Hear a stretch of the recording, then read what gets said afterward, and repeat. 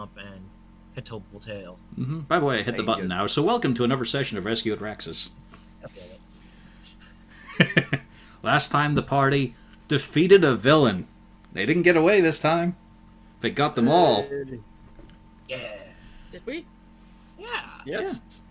We actually killed them. Yeah, just saying that there could, in theotry, be some mystical ones. No, we're heroes. I mean, we did let the toady of the elf necromancer from some time ago run away, but other than that... You say toady, more of a sort of freelance assistant. We can ask him about that later. Somebody's got his number. Yeah, exactly. It's fine. It's fine. It's fine.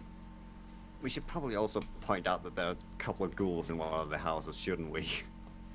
Yes. He'll probably take those with him. No, he told us we could just kill them. He didn't want anything to do with them. As Malgurn goes back to finish the job. Eventually. Takes a while. Yeah. So, anyway, last time we left off, you had dispelled the magical darkness, sealing in the entire slums of Raxis.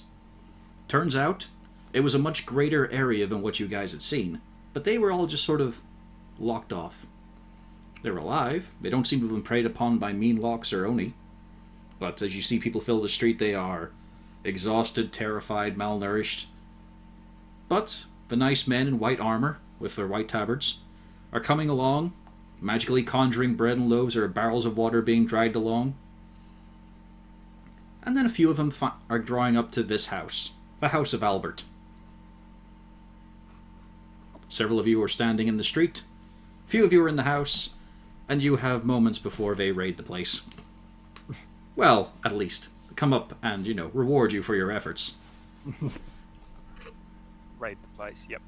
Is it...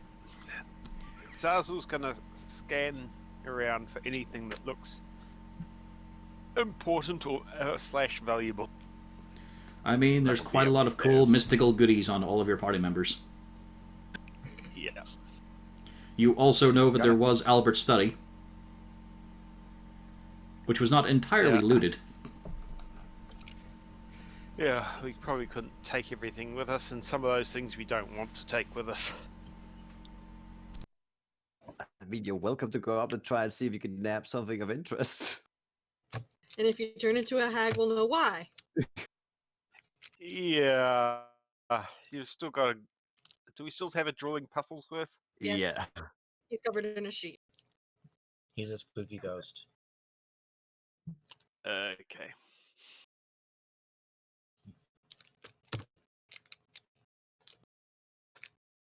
I'll do a quick search of the study, mainly for notes and stuff that isn't likely to turn me into a bubbling pile of goo.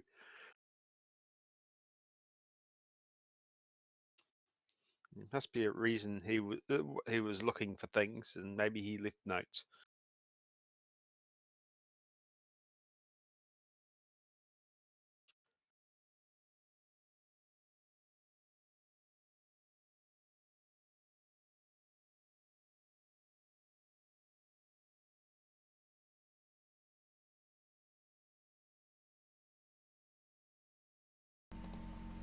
Testing. Okay, that's working. Why did it stop working? So yeah, for some reason the microphone died there. Oh, well. Yeah. Welcome back. Had to reinitialize it and all in OBS.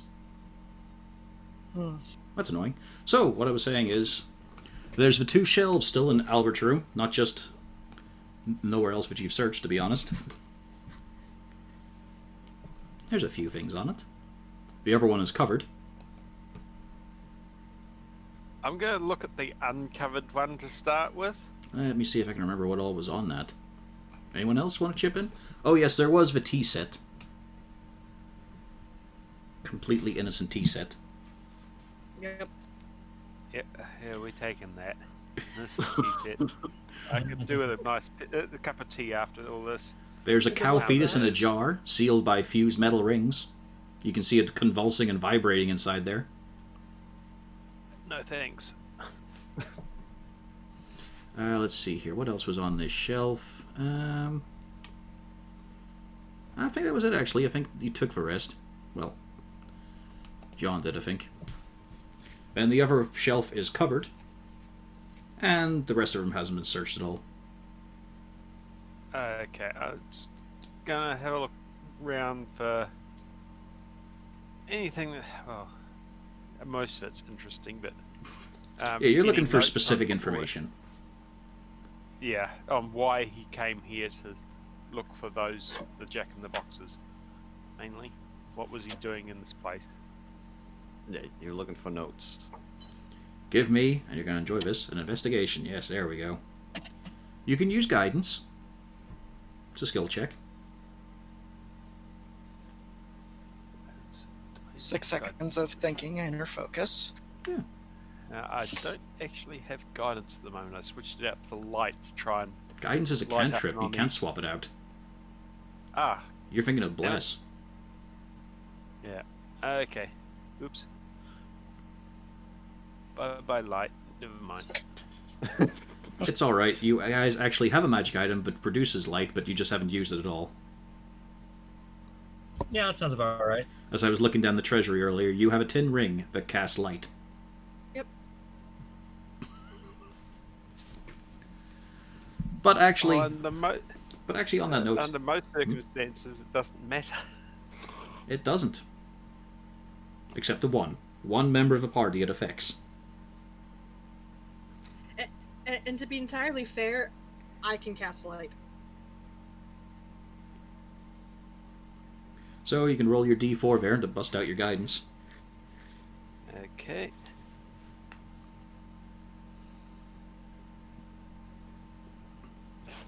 Yep. That haven't. So 13. That's not an unlucky number, is it? Not really, no. One's the unlucky number.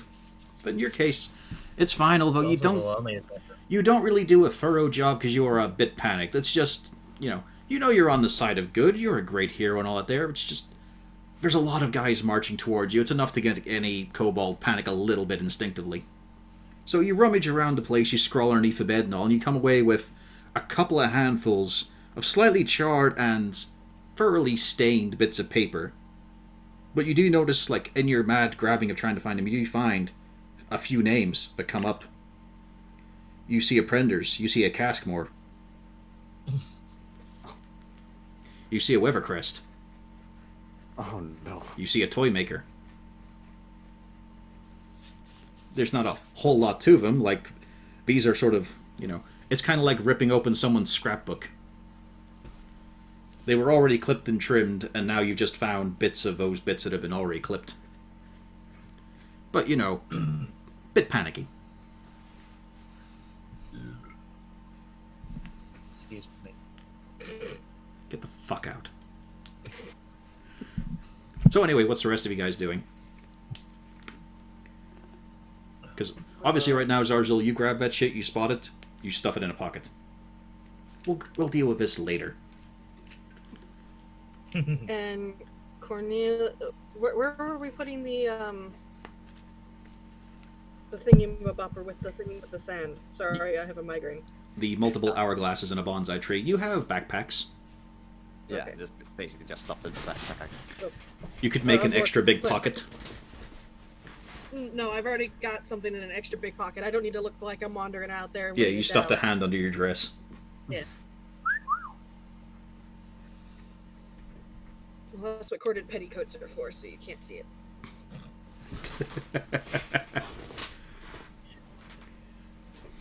You know this from experience. Anything else, guys? Nope. Yeah, I think Cornelius know better. Knows enough to leave things well enough alone up there in that study. Mm-hmm. As you stand there in the street, stretching a little bit, getting used to the daylight again, it has actually been a while. I mean, what? It's been about 3-4 days with no sunlight. Yeah. It's quite nice as you scratch at your face a bit, feel the developing beard. Run the hand along as it starts to get a few inches longer on your chin. Castalia, you glance across Cornelius and can see his eyebrows are getting a bit bushier, his ears a bit withered. A few lines appearing around his eyes. He looks kind of stressed and drawn. Oh god, no. Puts years on a man, that kind of stress. Oh no. Oh, okay, I thought I had jostled the hourglass or something. No, you have. You were young for a bit, now you're getting older. Oh no. Rain just kind of looks at him and just kind of whispers, "I think the hourglass is doing something."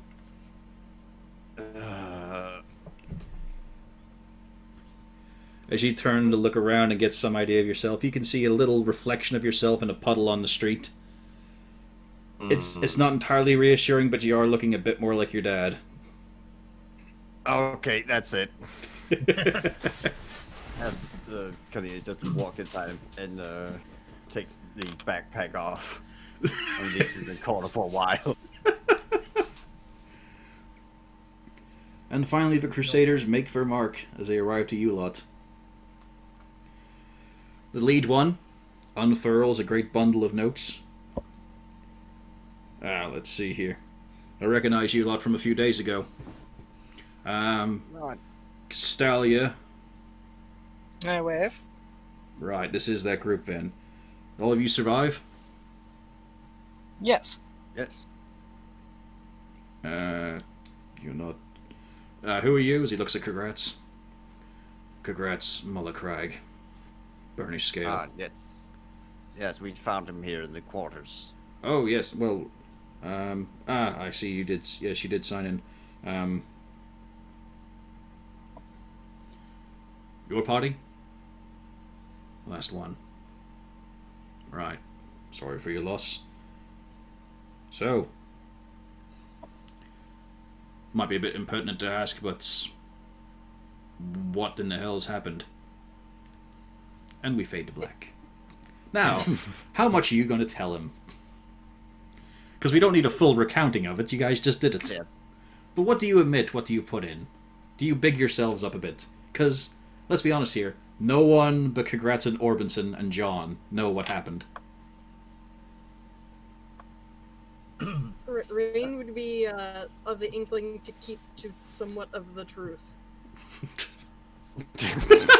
That's a real struggle for her. Really? What I love is it's a story where you can tell only good things about yourself.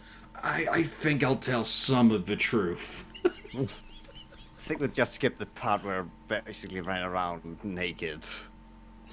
That part will be straightened out. Well, might get a bigger draw into the theaters. Specify that. She would not specify it, but she would mention that all the magical items would cook. Let's point out a bigger thing though. Your time with Albert in his employ.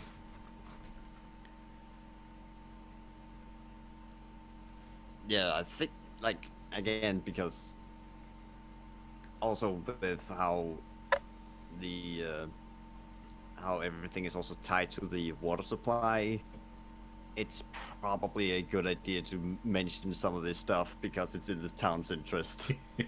There are agreed. there are a few shudders among them, as you mentioned the Oni. Like you hear a few mumbles of, my dad used to tell me everything would eat me if I went outside at night.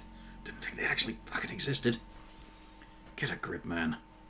Yeah, but now they don't. We solved it. It's fine. You can go outside. They won't eat you. Yeah, they are They impressed by won't the eat you. corpse. Yeah. Because luckily it's still an Oni. It is not shriveled or shrank into some normal person. It's always the bullshit with dealing with lycanthropes. Should I go and toss the other Oni corpse down as well?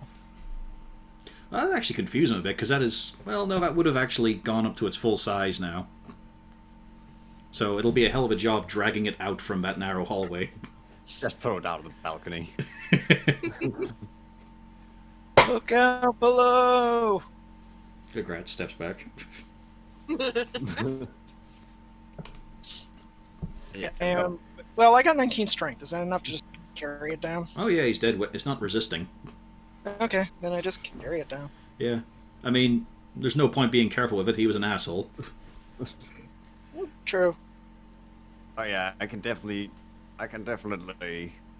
testify to the part of them being assholes, as people can just look at the bruised body of Cornelius and being beaten down. Yeah, As Now, we see, for that, you just reach into the Oni's pockets and pull out his poems.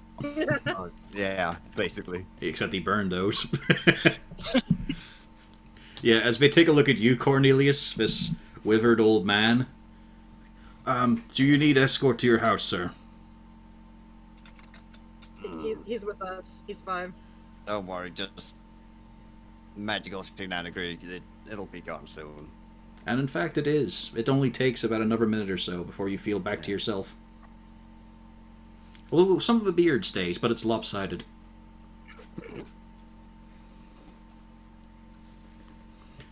But yes, they are very impressed as you retell the tale.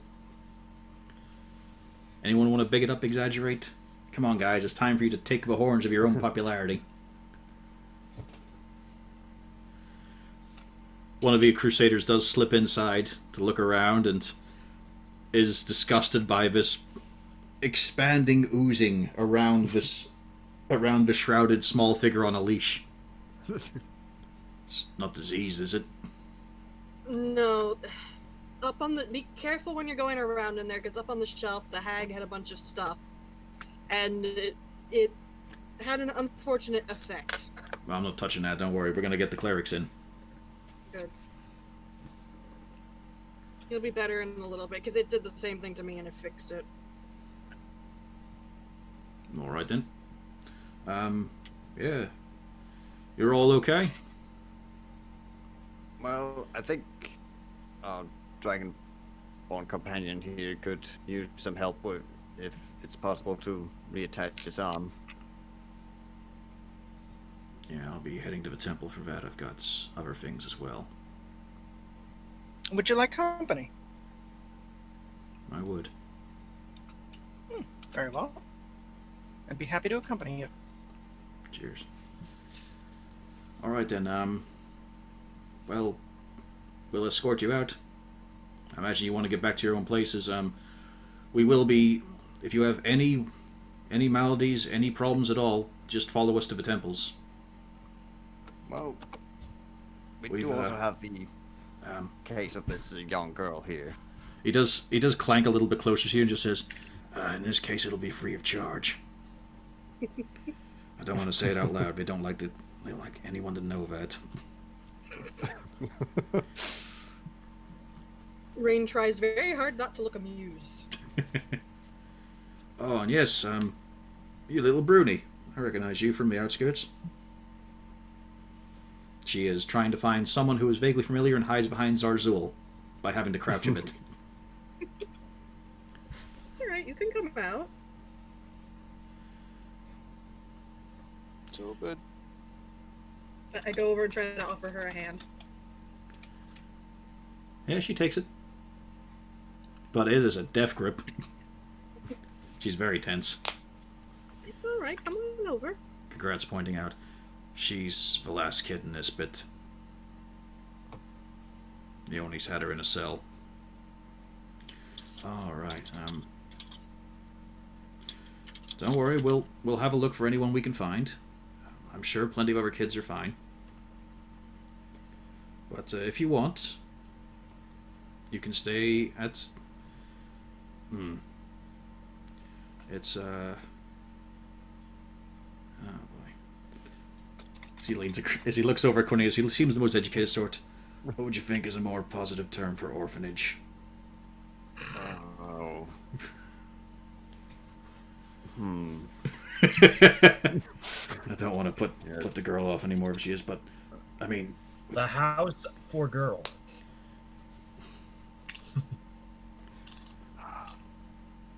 Do you have any idea of if she has any other relatives here? I never knew her personally, just saw her run about and play with some of the other kids. Got her name a few times because she broke a couple of windows. But we can just, if you want, we can just sort of pull her up with the rest. They'll all be getting their time in the temples. A couple of good meals, a bit of help, hopefully, and then getting back to their own homes and jobs.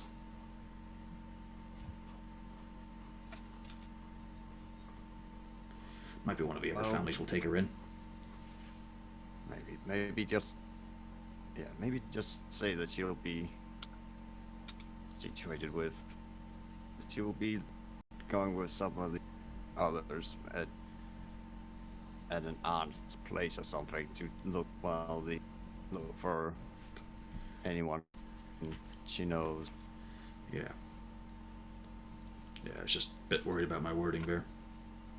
Yeah, maybe not maybe not use the O word immediately. Just say we gotta go to a nice lady who is going to look after you for a while. I said, brilliant job on this. Like, this was up for a while. We had no idea what was going on. To figure out, it was like a fucking feeding ground for an Oni. This is gonna take a bit of getting used to, but we'll do what we can for these people. Don't you worry. There are people after all. All right then. Rooney, everyone here is gonna get to go to the temples for a while. You know, get a good hot meal, sit down for a bit, enjoy the sun, and it'll be nice for a little bit. Maybe we can get you with a few of your playmates, huh?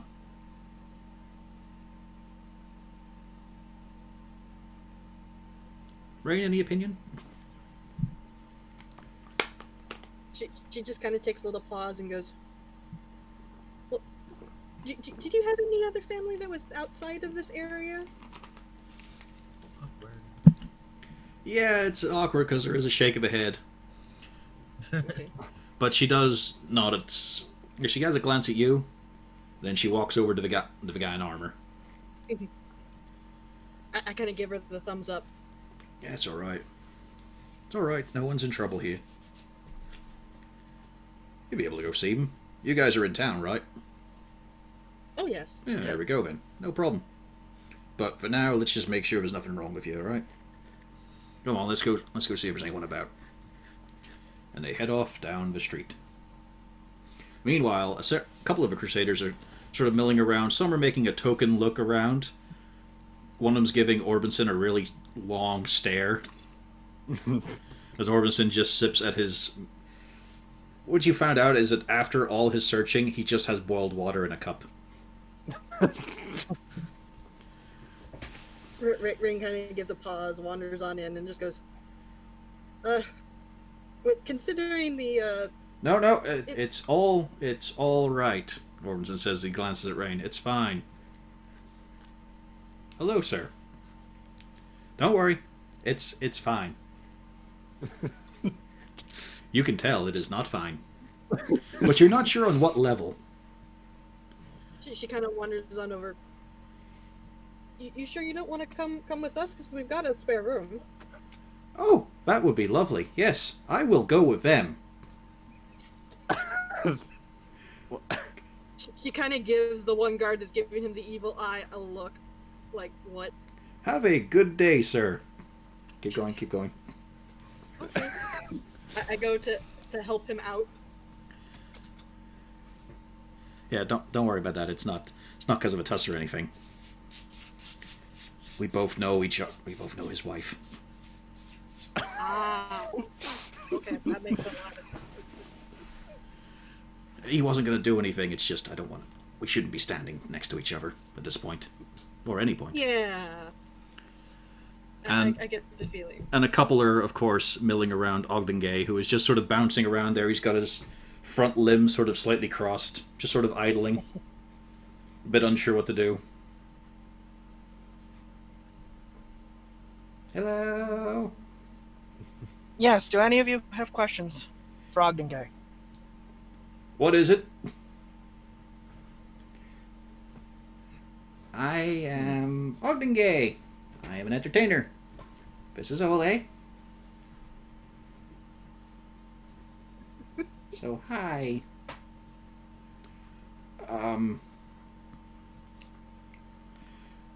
Is this some sort of toy? What'd you say, Zargle? Yes, I am taking them to the Fuggle Clumps. Oh, right. That makes sense. Yeah, it would be one of theirs. Man, it's weird. I've never really done ones that speak. That's a weird. To be honest, it's kind of a first for us as well. Oh. Not surprised now. All kinds. You have no idea the amount of call-outs we get to them. We're not even the town guard. We're meant to deal with this district for the temples, but they say that's not, we've not able to do enough there. They need someone with a bit of resistance, a bit of magical aid, and it doesn't help. Why am I not surprised? Alright, harmless? He's harmless, right? Oh yeah. Yes. Okay, then. Yeah. Alright, well, we're going to be rooting around here for a while, see what's what, make sure nothing dangerous is in there. Oh, there is. Yeah, one of them, you hear a funk, sort of hollow funk. It says, "Oh, these fucking dolls just whacked me." Yeah. Oh, right, yes. Do be careful. There are dolls around in the districts. Some of them are trapped. We haven't managed to get all of them. I think there's more than just trapped, honestly. Yeah, there was also the ghouls around. Ghouls? Ah. Alright, well, don't worry, that'll be easy once the priests get here. Yeah, just be careful walking into some of the houses where people have not left. And then one of them pops his head out from the... Zazel's still sort of suspicious that those dolls were actually people. Did you tell anyone else this? He has told no one this. Yeah, I've got to mention that at this point. There's something weird about them, and I think the hag turned people into them. I'm not sure. Rain is now very interested. Why do you think that? I can see something in them. The hood is down at this point, and I don't know whether it's going to come up again. I haven't tested. Oh, God's above.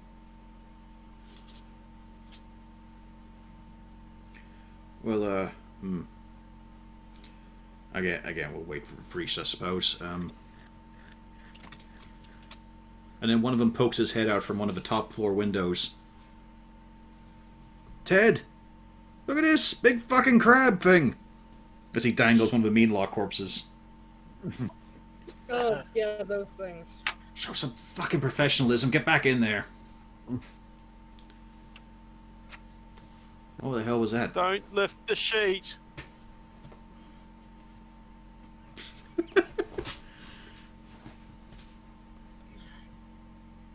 Those are the mean locks. That's They're a mean not- lock, right? Okay, never seen one before.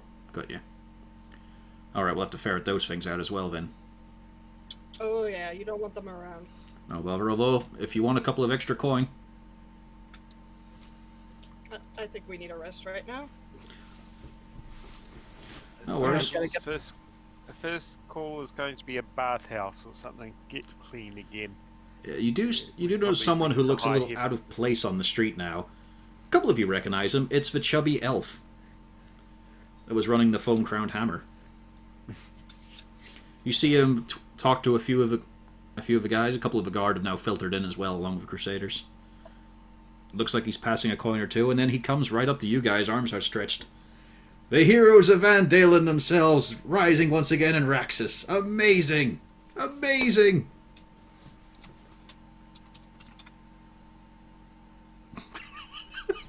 And apparently he gets no response. Cornelius is just clenched his eyes. Rain just kind of looks at him for a second. Hello, friend. Hello, you little friend. It's amazing. I wasn't expecting to see Act 2 myself in the city. Yes. Who knows? We may hit Act 3 yet.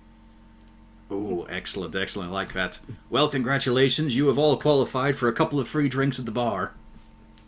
I perk up at the sound of free drinks. I don't think anybody here will turn that down. Excellent, Shut excellent. up, you might blow it. Come on, let's get the facts Can you- fresh. I need to know everything. Come on, over a couple of drinks. If it wasn't because Cornelius would just be left alone at this point, he was very much willing to turn down the drink. Well, you do see that Castalia and Congrats are about to head off in a different direction. Oh yeah. Is there anywhere we could get washed up first? I don't think you want us in the bar as we are at this point.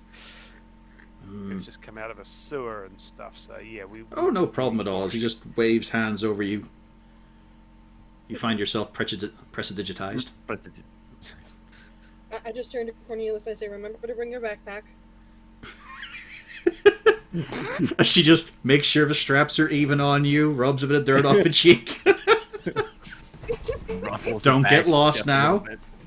Do you have your accountability buddy? Make sure to fix his hair. Do you have your accountability buddy? Yes. Takes out my own the doll myself. As it just hangs there in his hand. Well, time to move on. Yep. No, Rain I says see that. what you did there.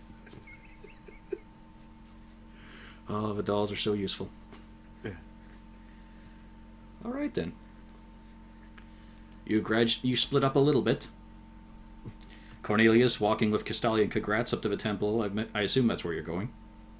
Yes. Oh, I meant for Yeah. Cornelius. Yeah, Cornelius is gonna start heading towards the theater where to go over and check up on Droop. Oh, you're going there immediately. Okay. So you part ways at the front. Actually, well, actually, before that, he's probably gonna head towards the tavern to put down the bag, so it isn't constantly changing age the whole way back and forth. Yeah, you're finding yourself walking a little carefully now. And that means we can finally jump to the old map. The city view. Hurrah. Hey. We've been in the Thank slums goodness for I was waiting ages. for this. What'd you say, Pio? I was waiting for this, because I need to check my city walk. See which way I'm going. Mm-hmm. So, you're all currently up in the top left of Raxis City. I'm not on the screen. I'm still. Never mind. Oh, I forgot to drag the banner over. It's been that long. There we go. There's the city. Oh, there's the city. Now, do you remember where your home is? No. Well, I Yes. see two Right over taverns, so yeah. Yeah, you are on that very corner building. That was, like, that was my second thing. I was like, no, that's not right. Focal clumps were down here. Close in here. Yeah, that's what I was Because the saying. walls separate the different districts, so bottom middle is the craft district. Bottom left is the entertainment district, basically. Top left, temple, slums, Cobalt House. Oh, by the way, if you hold down the Alt button while dragging your token around, it will free Mhm. place. So you can put it more Oh precisely. yeah. And It'll there is great. residences mixed between all the different districts as well. What's that you're going down? I can't remember which is the one we're going to. Believe Down in it. this- The bar you're going to, right on there. I guess I just. So yeah, as you all reach the fountain, some with escorts, some with not. You know, it's time to split up a little bit. Congrats and Castalia head off for the temple. 3 of you enter the pub, as Cornelius walks off by himself, like the credits scene to The Incredible Hulk. Do, do, do, do. Do, do, do.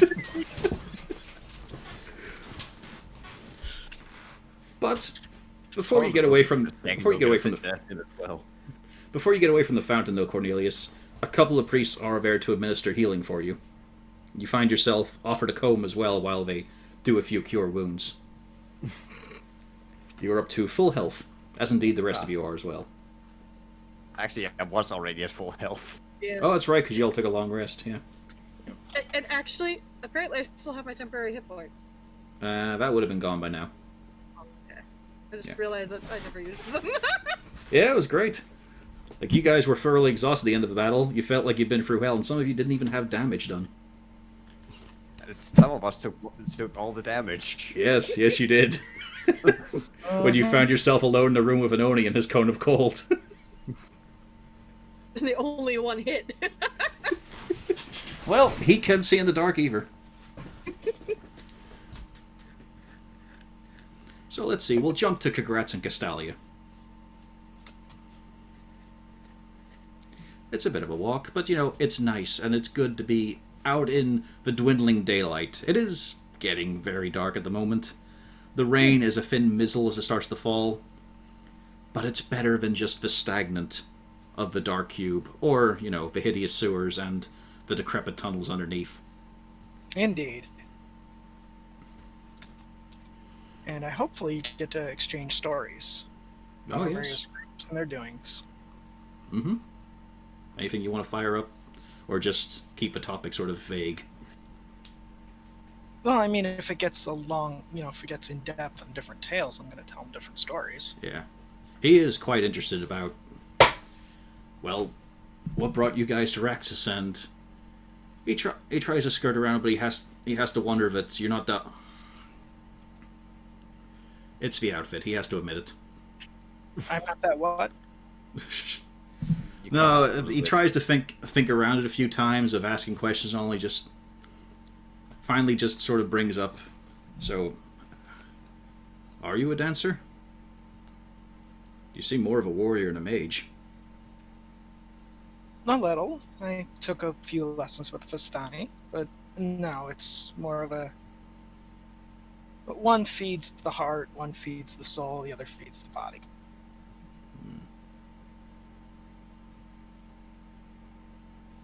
Vistani are good people. I've seen them before. They are. That's actually when I rode with them south of Brennickhouse, actually. Not long after that was years ago now. But yes, fun people. Gotta get reacquainted with that now. Before you guys showed up, I really was at my end.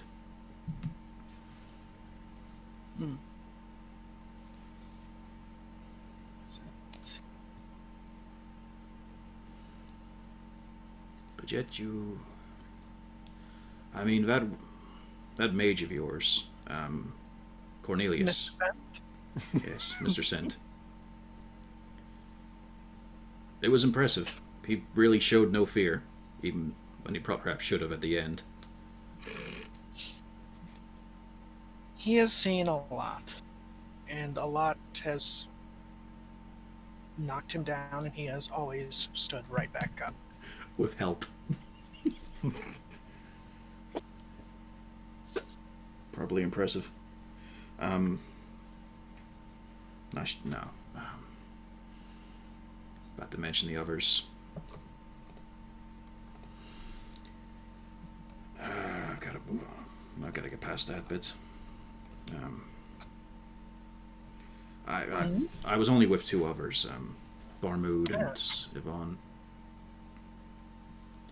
Didn't even see anything of theirs in Albert's place. Maybe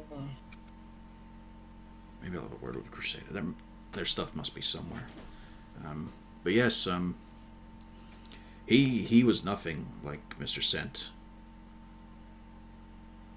But he had a lot of good as I really shouldn't be speaking ill of it.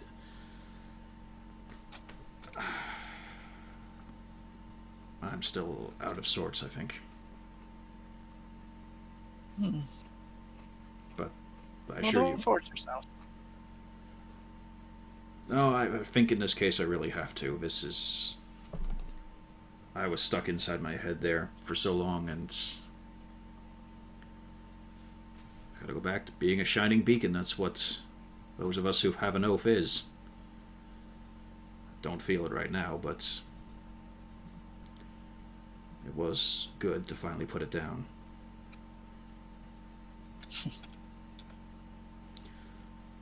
Wish I'd gotten the other one instead, but that felt good.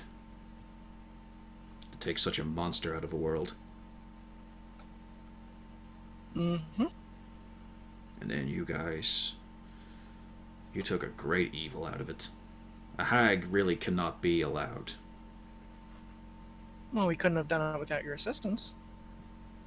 Yes, I was an assistant, but you guys, you were the driving force. You did an amazing job.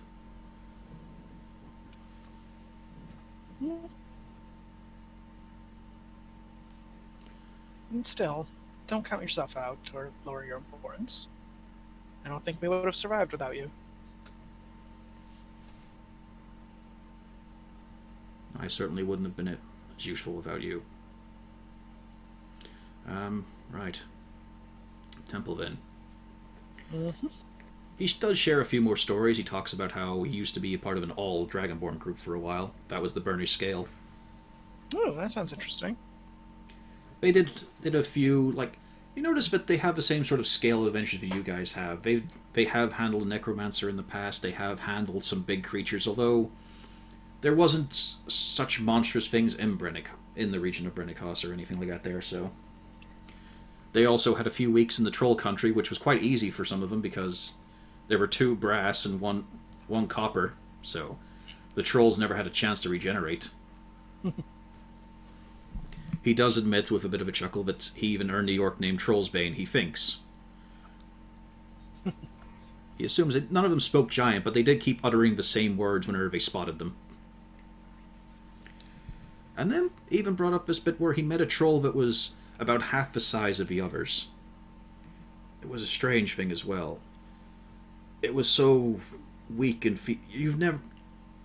a troll is always hungry, but they're never thin, they're never skinny or malnourished.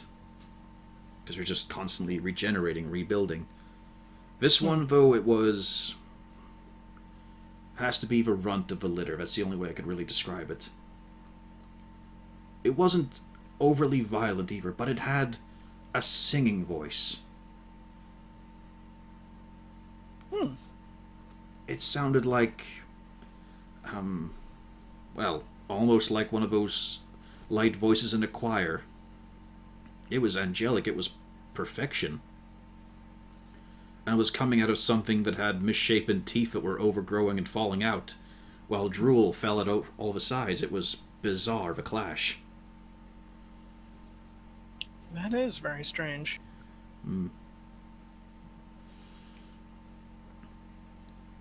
Apparently it was, oh yes, bit of a capture commission. It was, eventually brought on board for an entertainment troupe. I believe they headed down to the coast. We had a nice run-in with a troll, actually, who wasn't intent on eating us. He went and told us our fortunes. Pulls out his own guts to do it. Yes. I met him. Yes, Farlook. Look far. Far, yes. That was about 2 years ago, so I think he does laps around that area. But yes, I did meet him. Nice man. Or troll. Indeed. Did you get a fortune from him? I did. Mine was not that positive. It didn't hold out, though. We had a very good time down in the south. The only time it turned out badly was when we came here. But that was long after the Burnish Scale. Strange to think he's still... I wonder what made him roam about there.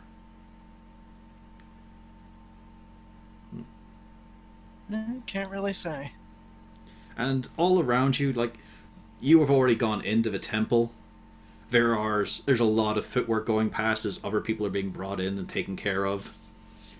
He's even put his arm, presented to it. In between the conversations, he's made statements about it, and you've just seen him bring out bags of cash.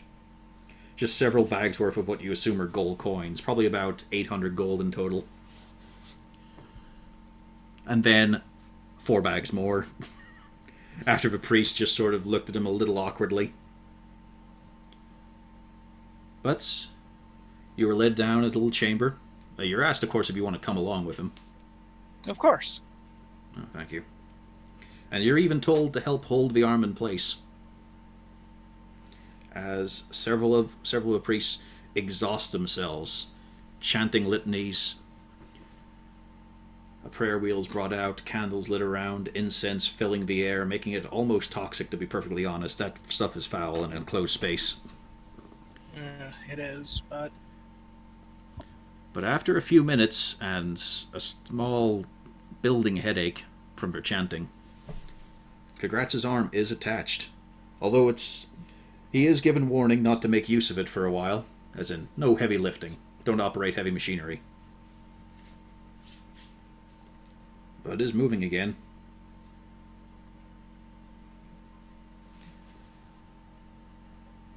Alright then.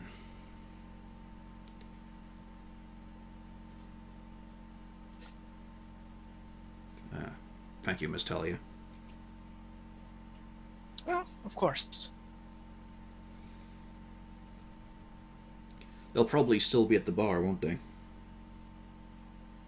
Probably. I still have to drop off my friends here at Fogelclumps.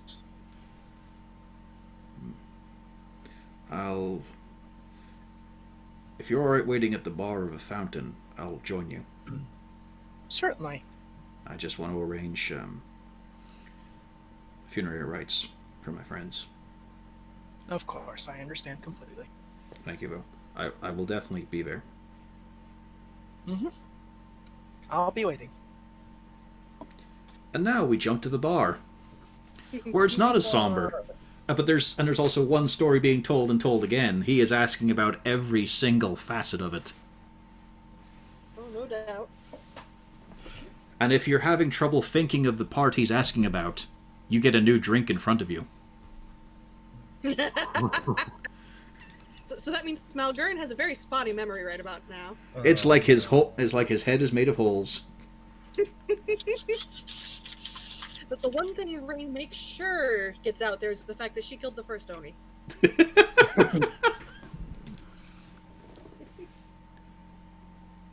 All because he refused to write that poem about her. He didn't refuse. You started fighting him whenever you brought it up. He should have come up with it on the spot. Have we mentioned Malgurn's battle poetry face-off with the Oni? I mean, how well do you guys remember the poems? Not at all. We assume they can fill in the gaps. Me, I don't remember at all, but Rain probably would remember. I mean, there's no way to recollect because all evidence has been destroyed of only poetry. So, how much do you guys make use of your bad memories? It How depends much on did I have Zazzle to drink? Zazzle is trying not to drink too much. He remembers last time and thinks that was fun, but not now. yeah. Rain, while she is consuming alcohol, she is making sure to babysit the other two because she does not want a Zarzul Part 2 because she remembers getting thrown up on. However, there is a bit of a Zarzul Part 2, because Zarzul, the kobolds were watching. They saw that out of there strode a mighty kobold hero, and you've been swarmed by fans. They are cackling and cheering and calling out. At first they're calling out kobold hero, kobold, then finally want to, what's your name? Zazzle! Oh, Zarzul, get him! And then they're chanting Zarzul now. The great hero of the Kobolic people. They do not buy you drinks. This is expected. There is a lot of minor salary going into the bar, though, which is pleasing the elf greatly. Remember, fellas, you hang on the chandelier and I'm going to kick you out. I will bury you all, so don't wreck my place and enjoy your drinks. It's amazing to think they were actually dragons. I was about to say, how long do you think before they end up on the chandelier? Oh, I give them about, I don't know. Let's see here.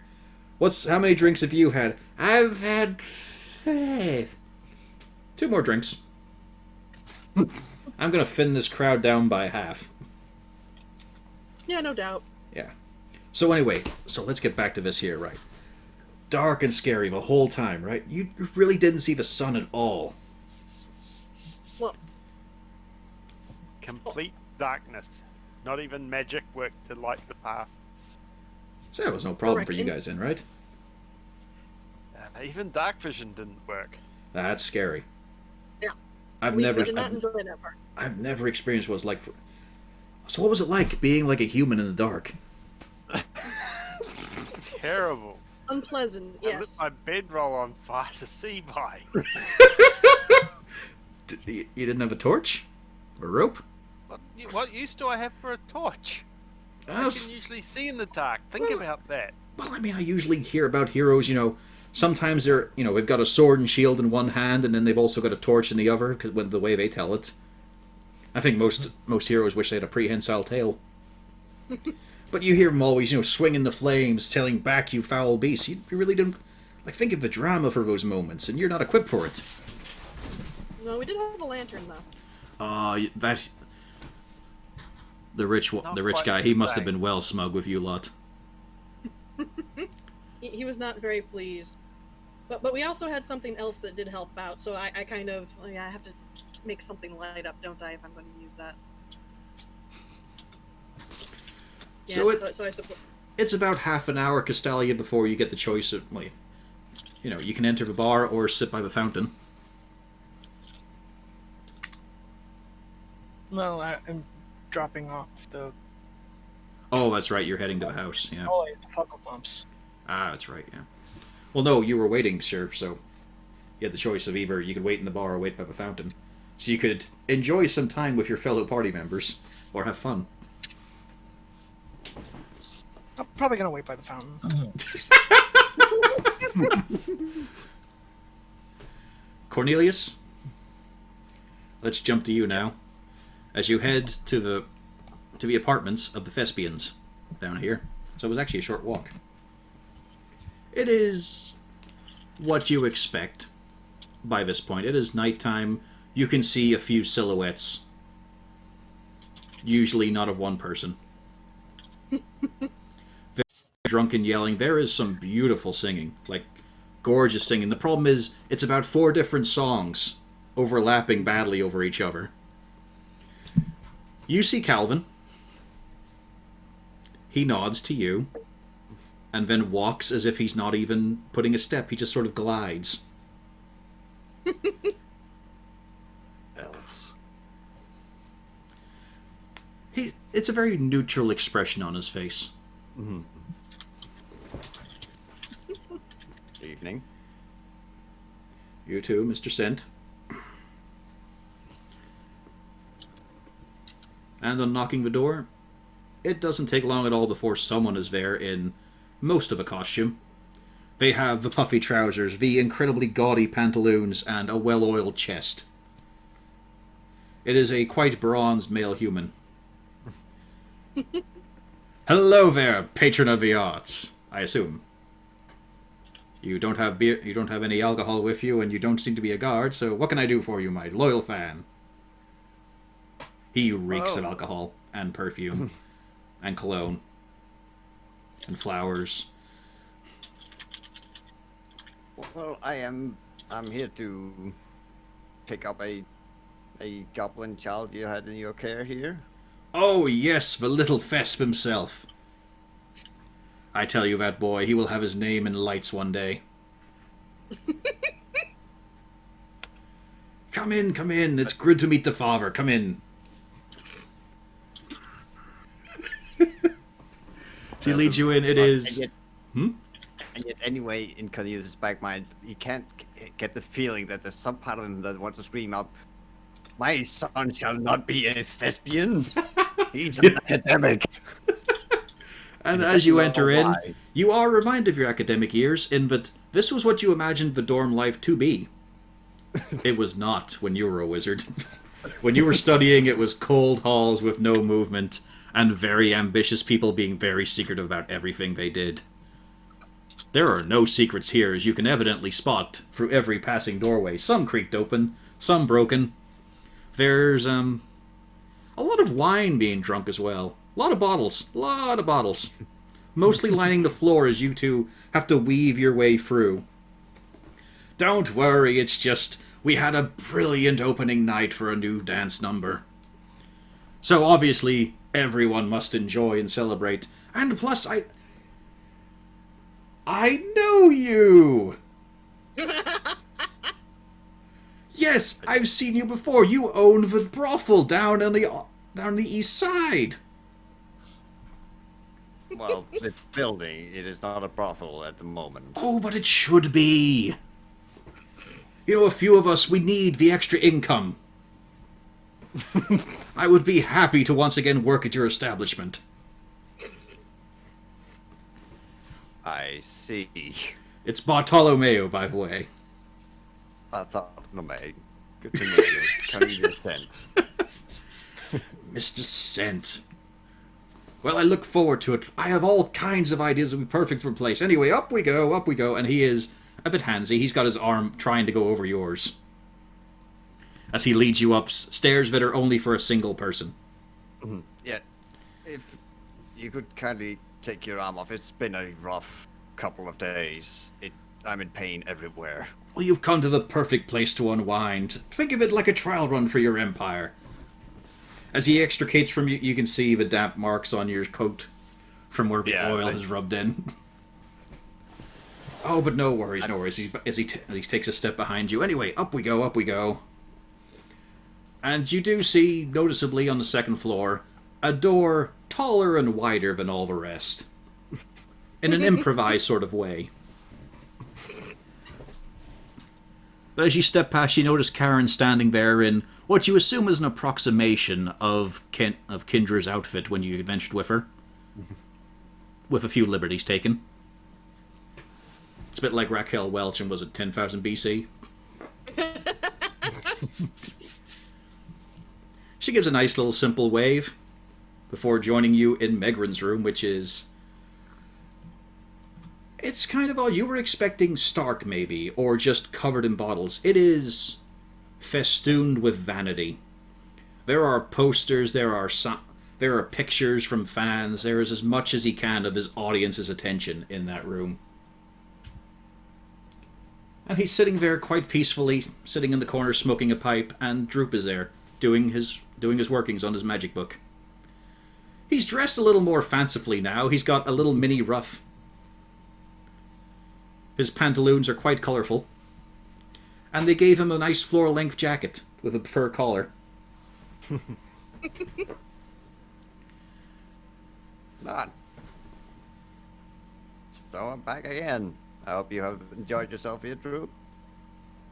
Oh, yes, yeah. It was really fun. It's good to see you're okay. Good to see you're well. Yours well. Mm-hmm.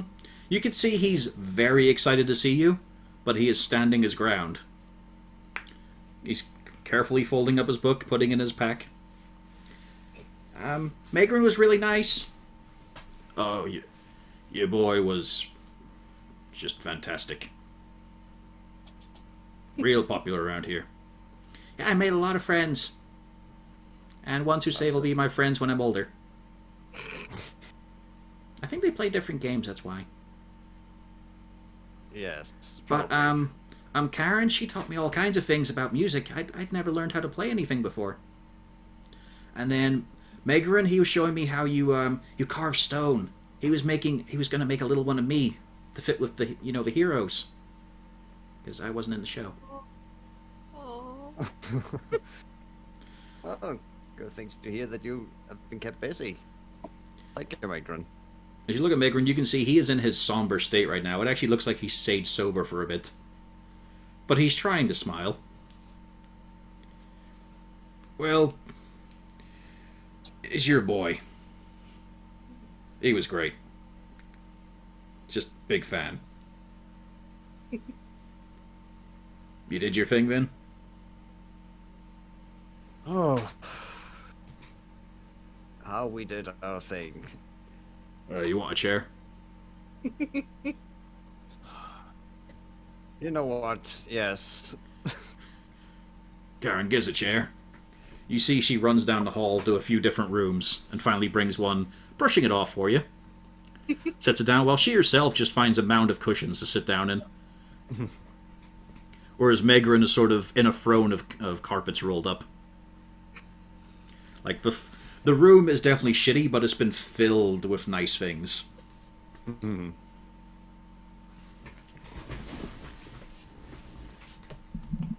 Oh.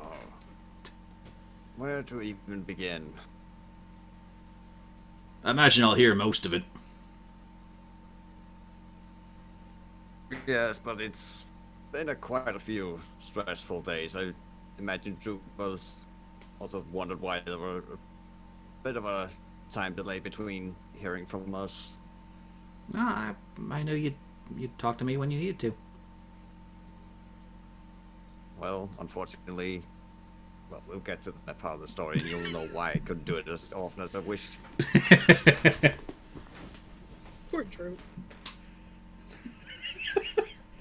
what's poor about it? He was fine. Yeah. He learned to paint a little bit as well. He can now draw cock and balls really well. It's no longer graffiti, it's now art. It's expression. Yep, it's all on the PR side of things. Art versus vandalism. Mm-hmm. He does look a bit silly in his gear, but in a way that he seems comfortable with.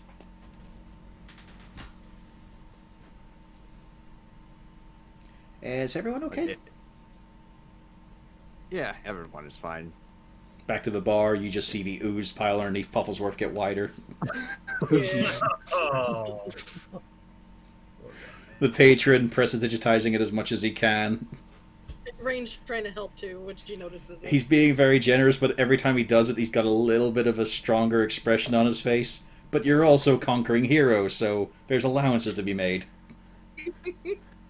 Yeah, Rain is trying to keep up with it. So, what was all the thing in the slums, eh? That would be 1 male hag and 2 Onis. A male hag. Huh. Sure wasn't just a very ugly woman. Oh no, it was a male hag. I have met plenty and married 2. Oh no, you can certainly tell the difference once that one stopped deciding to look nice. It was the same question that Megran asked as well. Basically, he's getting the whole rundown.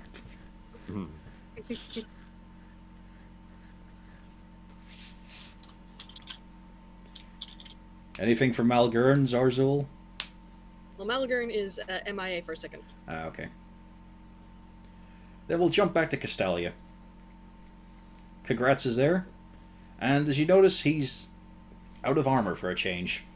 Unweaponed. Back in Shinnikin trousers. Although, also a lot of wrapping around the arm that was reattached. Had a room at one of the inns, but foreclosed now, so they let me keep my stuff there for a bit. Well, if you need a place, we do have an open room at ours. As Orbinson makes himself comfortable in Siegfried's room. No, he went with regards to it. Actually, no, he'd be in the bar, actually, come to think of it. He's just quietly drinking. And hoping that no one's going to notice he's not one of the heroes. And also hoping nobody realizes he's one of the heroes. Thinks he's one of the heroes, because that could get worse. Oh, it's a nice offer. I might take you up on it, but I am okay. I still have something left. You can see that there is a very reduced coin purse. So, let's get the little ones home then. Indeed. I made a promise, and I intend to follow through. Oh, I should offer now that I can. As he brings out the injured arm to loop it. Thank you. Seen the fancy ones do this a lot, so... I take the offered arm. So what about the rest of them, then? What's... I'm just wondering about how much you know about them. The dwarf chap. Not much. They are surprisingly tight-lipped. I kind of figure that they just ran into a lot of trouble. The weird thing is, no, they have not. Yeah. But to be perfectly honest, we all think they have because they won't tell us. Yeah. And for some reason, we keep on running into parts of it they've left behind before. And then half of us don't know that part still. Well, we did tell you what happened with Fandolin. As you all clutch your seashells, communicating this to each other. I will point out that we asked direct questions, and we got lied to. To be fair, Siegfried fucking walked out. He refused to answer any questions. Exactly.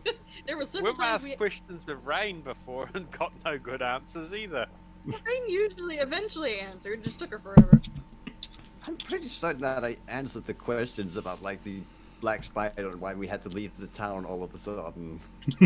No, that you did tell us. That was Yeah. something that transpired. But I was more thinking like the mimic thing. Yeah, I told you about. Yeah, we mentioned about the mimic and the guy who, the doppelganger. I think we might have dealt with or not. We're not entirely sure. No, the mimic thing I was referring to is when, like, in the play. So would you recommend how this guy Yoren's store?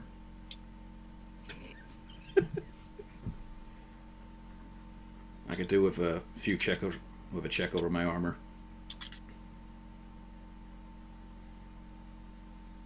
You? Hmm? The question wasn't you.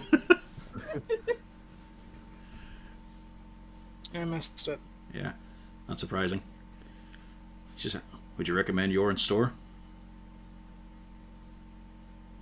You're right. That's the blacksmith you work at. Oh, Yosef, sorry. Yosef. yeah, I was supposed to say, Yoren's was the, Yeah, he was in Cedar Nove. He was the old dwarf. okay, yes, I actually work there occasionally. I've passed this place a few times. It's never hugely busy, but he looks like a good worker.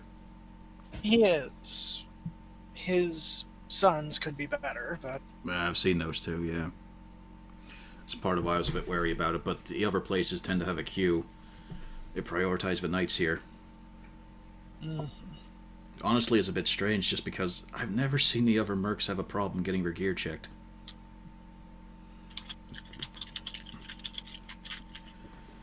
I mean, I can... tried to get information, but... Well, no, actually, I tried to get a job, but they're all full up. It's interesting about blacksmithing. What,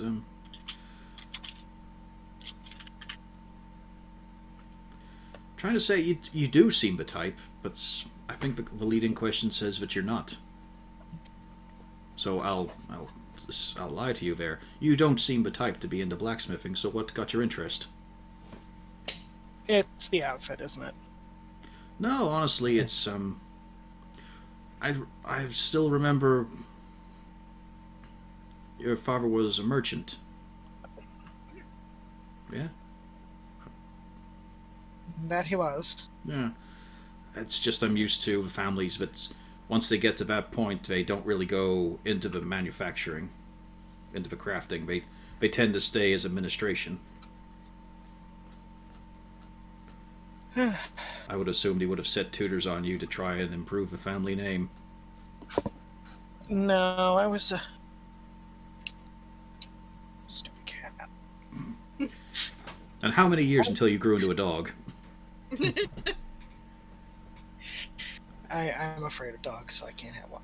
Then there was 3 years of his woodlouse, two as an otter. The otter years were good. Before finally reincarnating enough to get to human. If reincarnation was a thing, I would not be here. I would punch off the ride the moment I could. Anyways. Cheer up, we're having fun with D&D. My cat started chewing the core. Oh, that's a bugger. Yeah. So It's also trying to leave the wheel. I didn't realize I was DMing for millennials. Wow. Well- I look. Yeah, Chorus, I have some bad news. We are millennials. Yeah. Yeah, I know, that's why the deaf wine worked.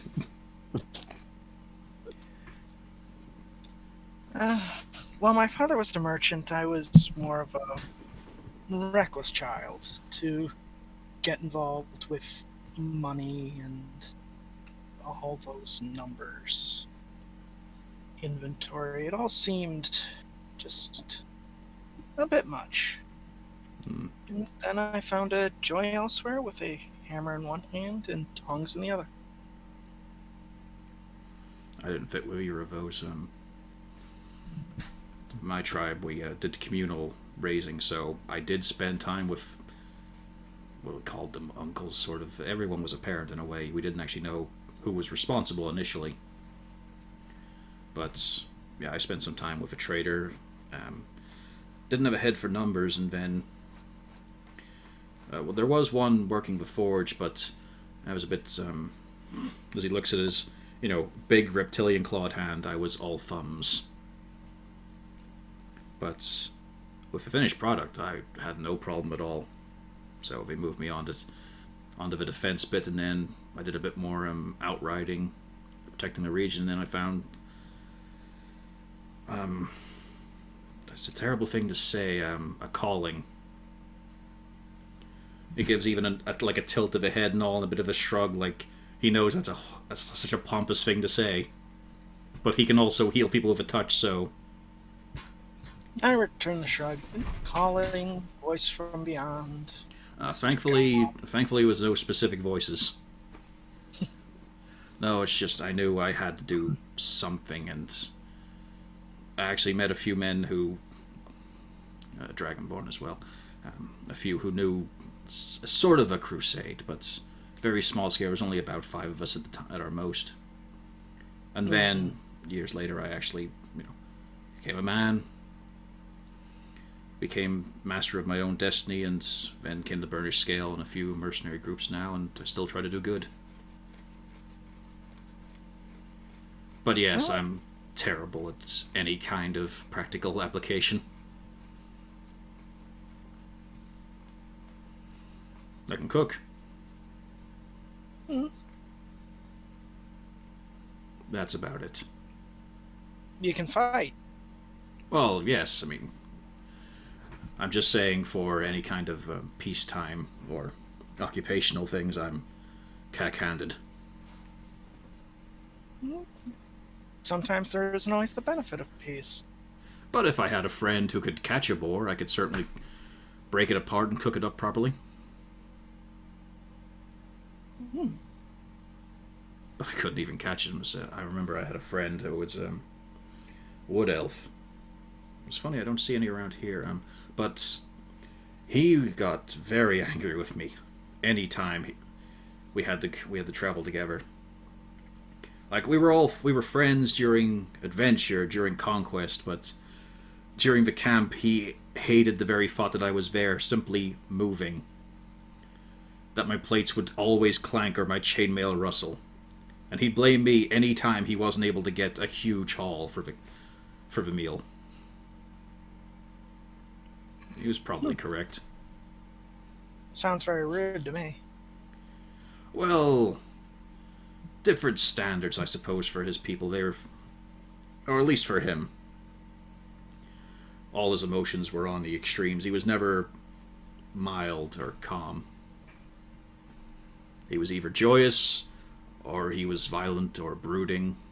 I think a bit rubbed off on me, considering where I was for a while. But I've said the prayers. I've given them a bit of memory, and I think I'm better now. Lovely place you have. Oh, thank you. And as you take in your home, you do notice there's no hole in the roof. Oh. Oh, that's lovely. The tiles don't match in color to the rest of them, but it looks like a good job otherwise. Contractors must have done their job, though. Really big. Cornelius and Rain are responsible for our wonderful home. Well, good job to them. I'd never thought of putting down roots in a town.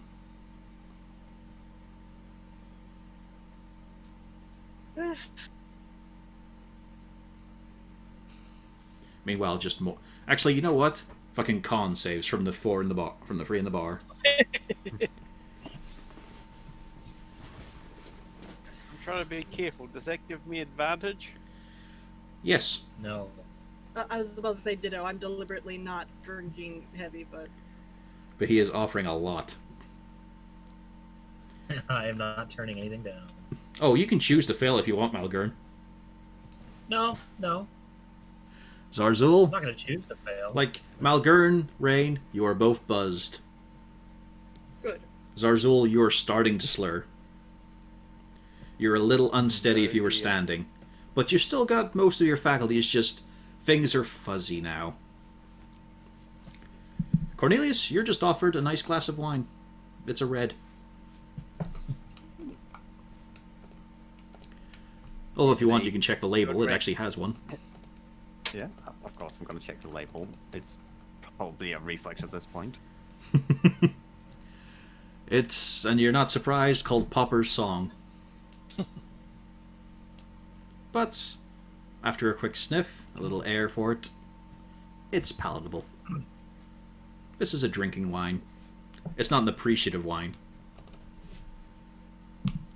It's one you sit down to hydrate with. Mm.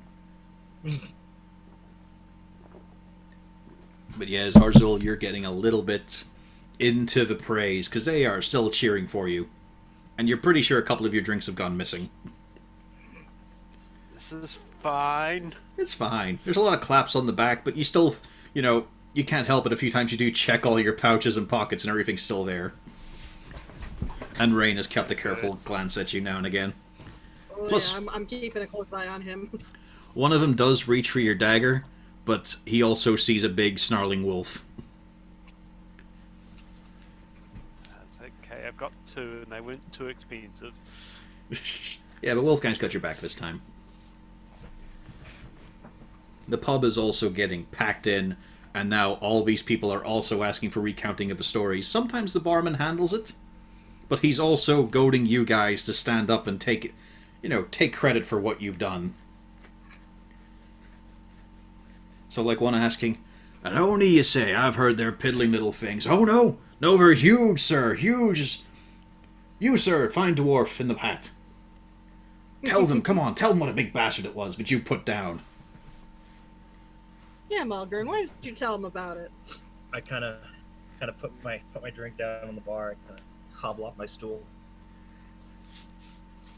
and then I freeze because I'm not sure what to like. I hadn't thought this through.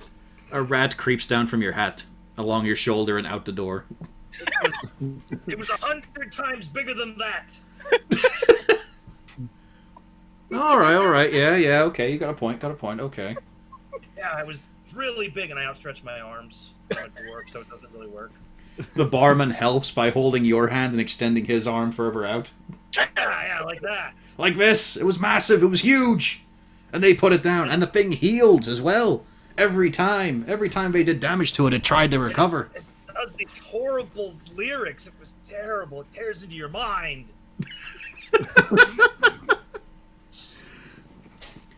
And then there was these little things, the crab things, terror things. You were never scared, were you, dwarf? No, those crabs. They were puny. You could thrust them under your boot heel. You see, this, ladies and gentlemen, is not just any dwarf. This is the hero of Van Dalen. This is the real Megrin. Give me another con save, Malgern, as you were inundated with free alcohol. At this very point, This is where I fall over. Yeah, everything's fine. So, that's okay. You're doing it, you are proving them. At this point, you hear a whisper, though. You hear a whisper from the patron, though. "We're having a drinking contest tomorrow." I just kind of like flash him a thumbs up, like. Excellent, I'll get you signed on. Because pri- I'm on top of the world right now, The prize is a platinum tankard. and my eyes are as big as you've ever seen them. Like, yeah, I don't need this crummy wooden thing anymore.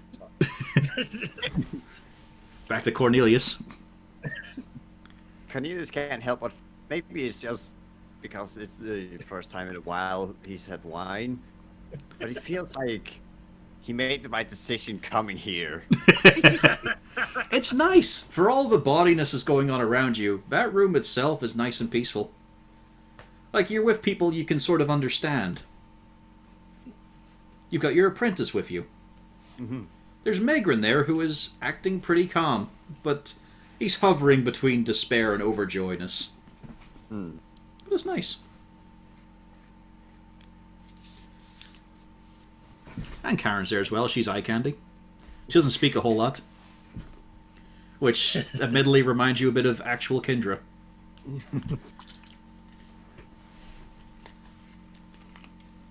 wonder what she's doing now.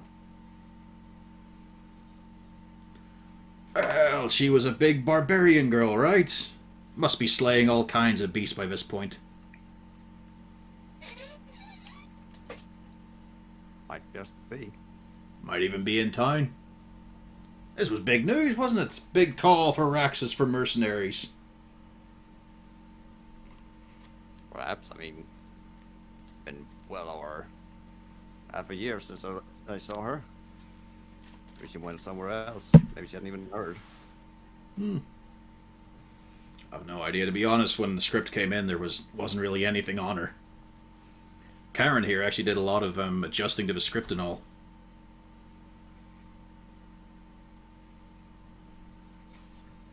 I guess that's some fortune then to add in for your own role. Well, she was a nice role. It's just, it seemed some of the dialogue seemed a bit too tacked on and too basic. So I felt, she didn't seem a stupid girl, so I had to change it up. Fortunately, Rana Bandabar was happy with that. Brought in more people to watch. Sounds like a smart choice. I think we can probably blame it on one of the two scriptwriters not having a lot of experience with women. And yet they changed the gender of Siegfried. Yeah. Probably the same person that did those two things. Yeah. Because you remember your second cousin twice removed in your father's side's glassmaker? Wasn't big and popular. That was more Gundren's thing. Nundren Rockseeker? Bit of a nerd. Very much a Kyle to the Chad.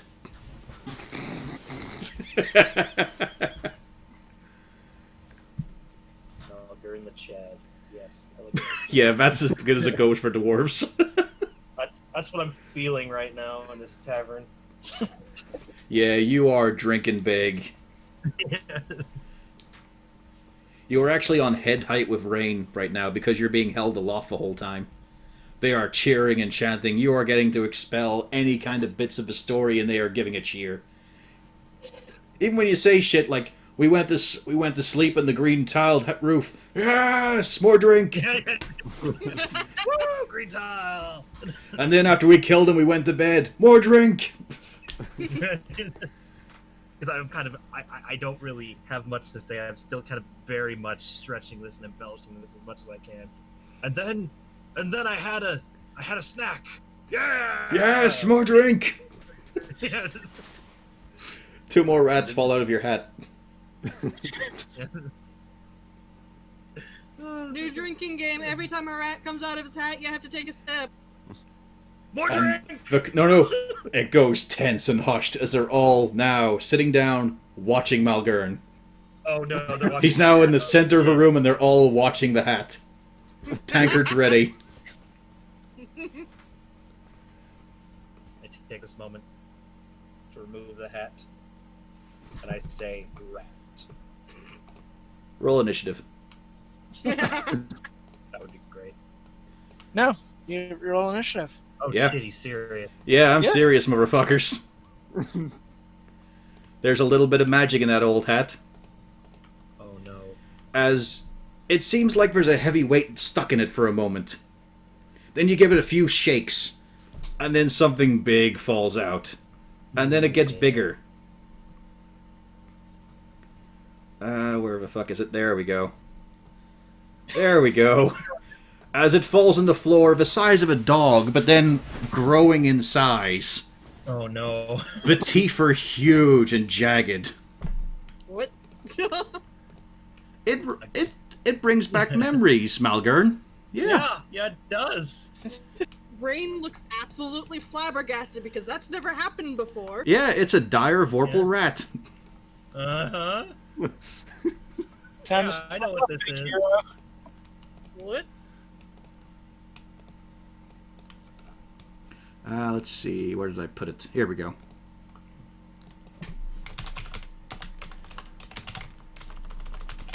I renamed the attack a while ago. There we go.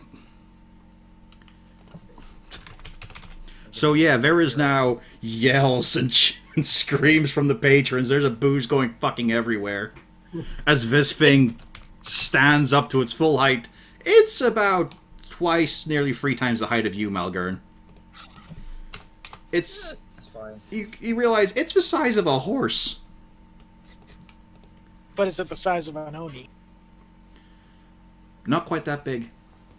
Like lengthways, yes. Yeah, it's not even as big as an Oni. Why are But you it all is running? drooling, rabid, and quite confused at where the fuck it is. You look, you flip over your hat and see, it's just a hat. Yeah, okay. Put the hat back on my head. We'll worry about this later.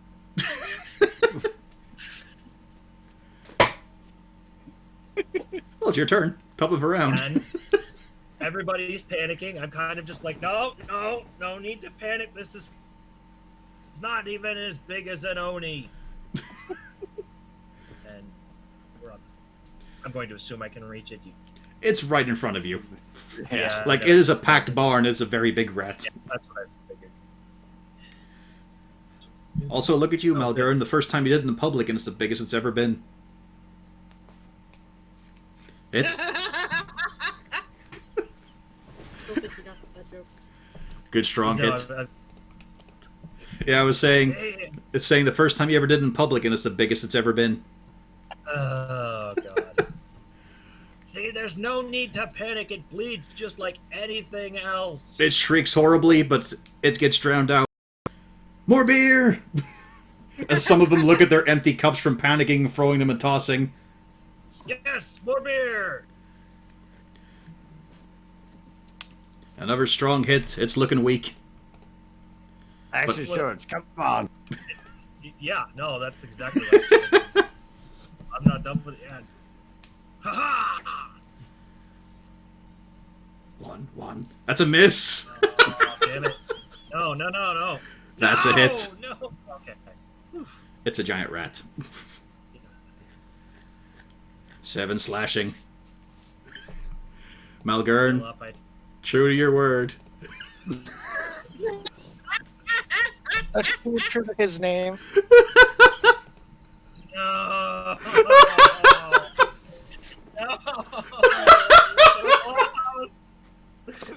I wanted to take this thing out of my own. Fuck, if I hadn't missed the 3rd shot. I'll give you a chance here.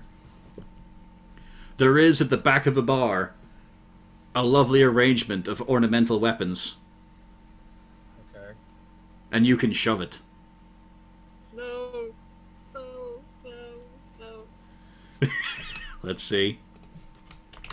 As it tries to wriggle past you. And it doesn't. As you just barrel it down through the entire row of the court, you smack it in the face, it reels, and it falls atop a great bronzed axe, splitting its head as it just sits there, stuck upon it, legs twitching. The beast is dead, and then it just poofs out of existence. Yeah. I kind of pick up the axe, raise it above my head. More drinks! Oi, that's an antique, put that back down. But yes, more drinks, please, gents, come on, more drinks. Yes, a lovely coin. He gets out one of those fucking sticks, he gets out one of those croupier sticks and just drags the coins along the surface of the bar. Yeah. You hear it all hitting into a trough by his feet. That's never happened before. You do take a look at the axe while it's in your hand. Dwarven. Very old Dwarven, Nice. in fact. Kept its edge quite nicely, but you could tell this was a ceremonial thing. This was not normally to be used to crush heads, but what dwarf is going to make an axe that's not going to kill someone? Yeah, it still works. I Yeah. just set it down gently, respect the axe. Meanwhile, a few miles away, there's a group of Schwartz who are just screaming now as their amazing champion has been destroyed. A dire Vorpal rat returns into their lair, but its head has been slit asunder. Anyway, back to the bar. You Are are... they going to use magic to determine who did it and swear awful revenge? They would, but they're Schwartz, they're shit. They defeated their champion. What are they gonna do now? Even more drinks, con checks from you. Oh yeah. And you're at disadvantage now, Balgur, and this is a lot of booze. Like, you can handle it, but they are filling you to capacity. You are now slurring and stumbling. It's like, hey, I'm on top of the world! You've still got control, but it would just take a bit more, and there's a lot more happening. But you feel it. This is what a hero's like for a dwarf. Woo! You are being praised by all your peers of whoever the fuck these people are. I don't care. There's an elf here that you can even like, because he gives booze. Yeah! They're cheering your name. Well, they're cheering Megran's name, but, you know, eventually, it sort of sounds like your name. It's me. It's me. They just play. It's all me. Yep. We just had celebratory fireworks outside in our backyard for some reason. Ugh. I think that was the cat opening a thing. No, I think that was a boom boom. Whatever. The point is, I'm a hero. Yep, you are a hero. As you're walking back to the bar, they're offering you tankards, their glasses. I wish I had more hands. It's like whenever you see an athlete walking through the adoring crowd, you're just chugging each one, taking a swig, and it just falling behind you. Just the cups of Gatorade. Yeah. Yep. It's like you're running a marathon. Anyway, Cornelius, back to the sentimental scene. Yeah, so it's gonna be basically, and that's basically wraps up what happens in there. Told you. I'm kind of glad I wasn't there. Yeah, I know that's bad to say, but that's No, I really think- scary. it definitely was. It was definitely on the level. It must have been on the level for you as when you met the bar guys. Oh. He really pales at that. What's a Bargist? Oh, basically the He scurries over to look out the window in the streets.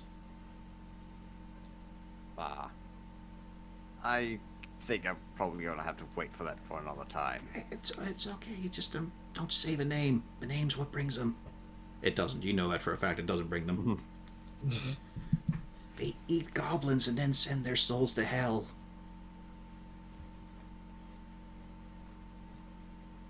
Basically, looked like a weird-looking wolf. Ah, easy enough then. But they can look like goblins. They're born as goblins. Megran was about to say that also sounds easy to deal with, but, you know, he likes Droop now. He's thinking even in his state he could still kill goblins. I mean, Megran's still a large. he's a Yeah, he could just large- fall on top of him. Yeah. He's like, despite his. Despite his leglessness. Yeah. He's still got this. Yeah, they're just goblins.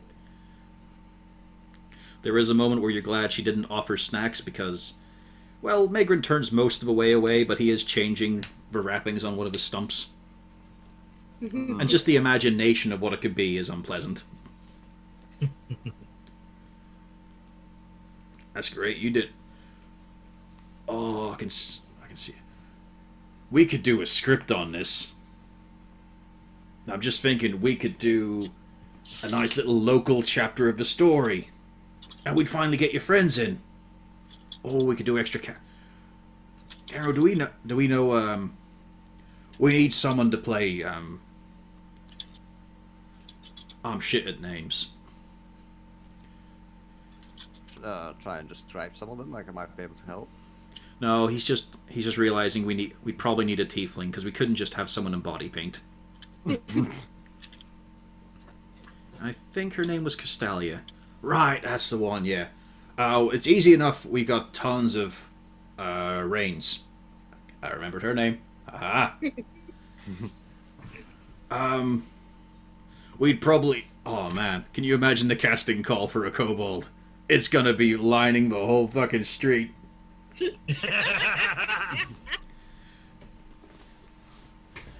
Oh, we'll have to do it in the daytime, too. Make them earn that part. I mean, if Sasu can make it in the daylight, so can they. Oh, yeah. I mean, plenty of them run about, too. It's just, you know, some of them give up at any opportunity they can. I can't really say that about Sasu, but... Well, no, he's a proper hero, isn't he? Yes. Like yourself. And then you're thinking back to the times he's gotten stoned. Yeah. When you found him in the lounge with the old man, being asked if he was the Lizard King. Yes. The archetype of a hero. Or when you saw his memory of him scurrying outside of Cedar Nove to bury the durian. That was very heroic of him.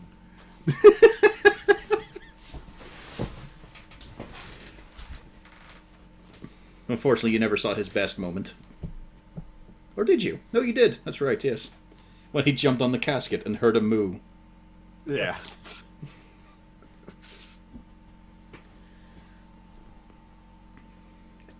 I just remember because I was one of the people who asked him what the fuck he was doing. Gotta admit, this is gonna be a bit weird.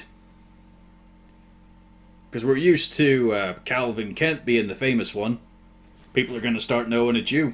You're gonna be Cornelius Sent, the hero. And Cornelius can't at this point not help but just bury his head into his hands. Oh, you bad with compliments? Just think you'll be more famous than your brother. But for the right reasons this time. Let's just say I'm not very endeared to public attention. Well, why not? What's bad with a bit of fame? It creates expectations. That sounds like whinging to me. Maybe a little bit. So what's wrong with people expecting you to do a good thing afterwards?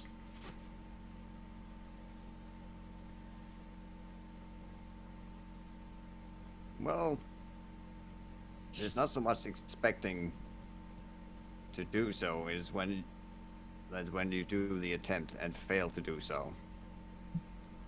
Oh, no one really cares about that. They never get accurate enough stories. I mean, I know that one about, Ermom. Yeah, big Ermom. He saved the day, but he also died from it. Lost his arm and all. Got bitten badly. Mind you, he dragged it on a bit. I heard he was alive for about 3 months, planning out his tomb before he snuffed it. That's dwarves for you, though. Always an architect, always a planner. He failed. Still one of the biggest heroes we have here. Not entirely sure I would consider that failure, but I guess that's just how we all interpret things. Well, I mean, the dragon didn't die. I think. Might have gotten away. And by the mention of the dragon, there's a little bit of sweat from Cornelius. He's reminded of what he has in his pocket. Yep. I mean, it got away, but, I mean, okay. Wiped out most of the monsters. Raging barbarian, pure might dwarf. Failed the last hurdle, though. People would think that's failing. Didn't. If you try, you still get partial credit, because bards aren't going to tell the stories about when you fucked up unless it's hilarious.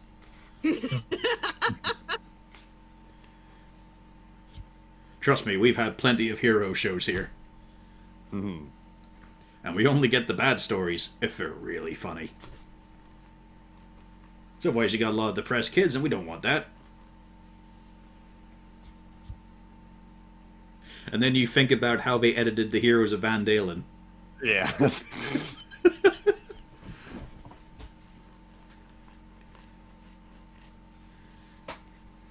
Well, in any case, I do believe it's beginning to be late and Oh, yeah. a couple of rough day, but thank you very much for the refreshment. Be perfectly honest with you. You can drop him off any time. The whole place loves him. Well, good to hear. Troop, is there anything you need to gather from here? Something you need to say goodbye to? Checks his pack, of course. Nope, I'm good, so, thank you, Miss Karen. Thank you, McGrun. Okay, let's go.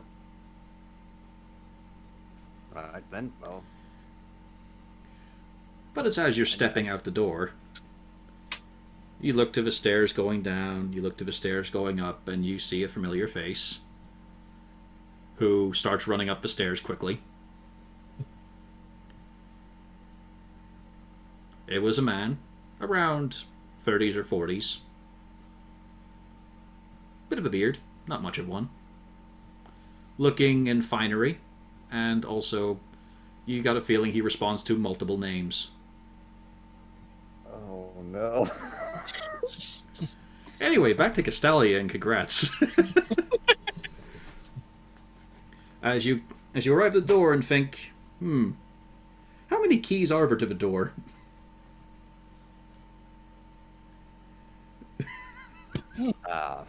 I don't think that's ever anything we brought up as No, a it's discussion not. point. Nope.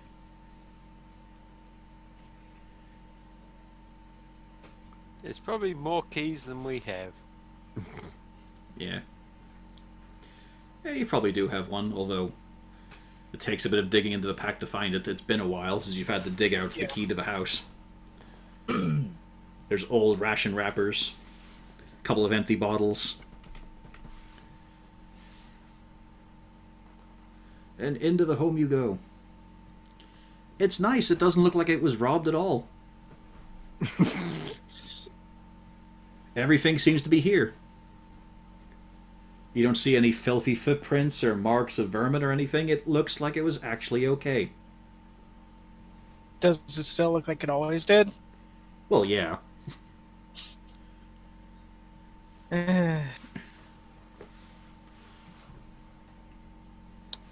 Home sweet home. Actually looks it. Could do with a bit of a personal touch, I suppose. You cut out a lot during that one. Oh.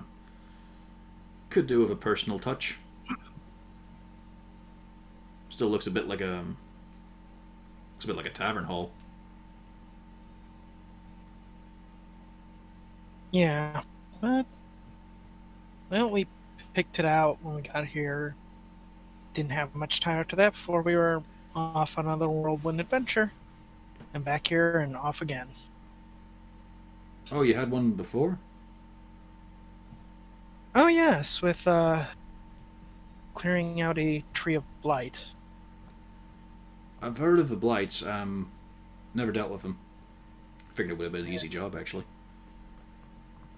No, they had some outside assistance.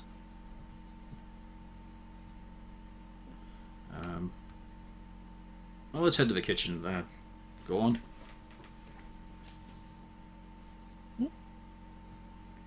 And I lead him to the kitchen while telling the tale of our wonderful journey through the forest of the blights, our encounter with Acid Scale, and our final fight at the tree. So the And whole no, I do not leave out the part where I was turned into a badger. But I forgot about that. you still Well, tried to give him a thank you. bloody ankle, though. That's good. But I bet you mentioned the part where once again Cornelius ate shit. Of course. Yeah, but only as an afterthought because Droop was in danger. I looked across to where our wizard and Droop were, and Droop was down. It was terrible. The wizard was also bleeding out. No, it was more of the times Arzul wanted to tame an animal. I want to ride it. I'm not letting go of the damaging spell. As Cornelius looked, a tree was blocking his vision as he saw the kobold and the auroch come in from the right, heard a clank, and saw the dwarf go out the left.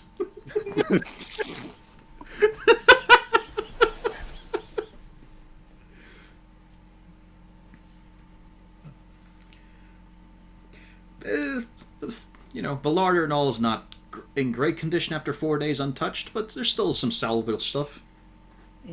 And funnily enough, he actually does sort of make himself at home in the kitchen.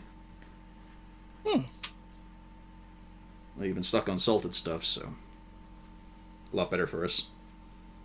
Even as he says that as he adds a little bit of salt to the pan. So the whole south is just ruined like that. It'll recover with time. I met the Furbolg as well. He didn't hire us on for anything, but seems a good guy. He is. He can always go. Yeah, I think he was going to try and clear up some of the devastation that had been done. That's going to take a while.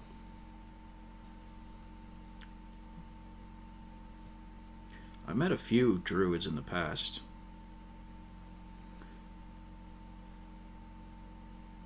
Trying to think of what I could add to that. Intense, I think. Usually intense. Guess I have a lot on my I've only plate. met the one. You could have met two, but Cornelius is an asshole. Oh, yes, that one on the flying rock. Cornelius assumed he was a dirt wizard, so he just walked away.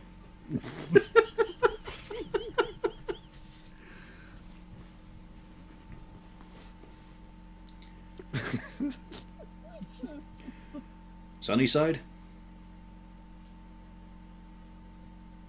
Are you asking how my eggs are? Oh, Or how yeah. I like my eggs? Yeah. Oh, certainly.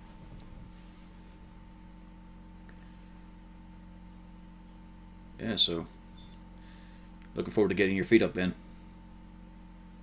Just for a little bit. I'm sure Joseph will be happy to have some more assistance. And I have to make sure Ogdengay and Ole are doing all right at the Fuggle Clumps. Oh, that's right, we forgot to go there. Nice. That slipped my mind. We'll save her closed for now. Because it is very late anyway. Then I'll have to bring them in tomorrow. Yeah. So they're just sitting there on the table. Shimmy, shimmy, shimmy, shimmy. Shimmy, shimmy, shimmy, shimmy, shimmy. Is that the right sound? I'm trying to snore. It's close enough. Okay, I'll keep at it. I don't even know what those things are. I've heard of talking swords, but a full conversation with a magic object, that's new. I believe the toy maker was, well, living up to his name and making toys for children. We saw a wonderful stage down there with, oh, you could get a little doll that looked like you, and if you put it up, it would let you relive parts of your parts of your past. Unfortunately. And a wonderful puppet show. A doll? Yes, and I fish out the doll of myself. That is pretty cute. It speaks, but generally doesn't say much. Or mine doesn't anyway. Speaks as well? Yep. Well, and what's yours say? I give it a little push. Huh. That's it.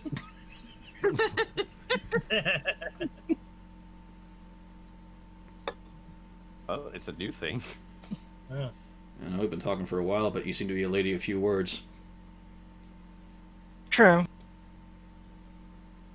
But it was a wonderfully interesting design, and I somewhat hope that eventually there'll be a way to bring children there, and it'll be a delight for them.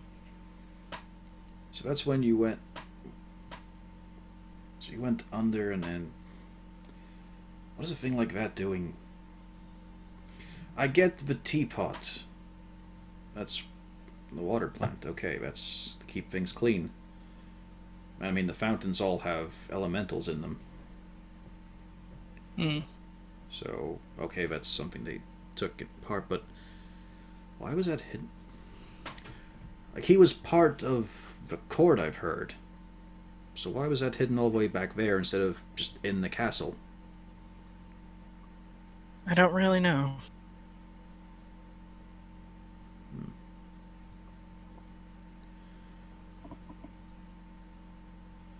So,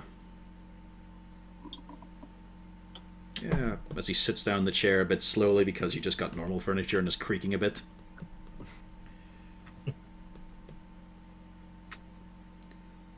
Yeah, there's a room then. Yes. Yeah, I think I'll take you up on that. Con saves! Back at the bar. Back at Unless the you're bar. finally going to say no. Oh yeah, no, I would have cut myself off by now. No. I'm the sober friend. Disadvantage, Malgern. Disadvantage.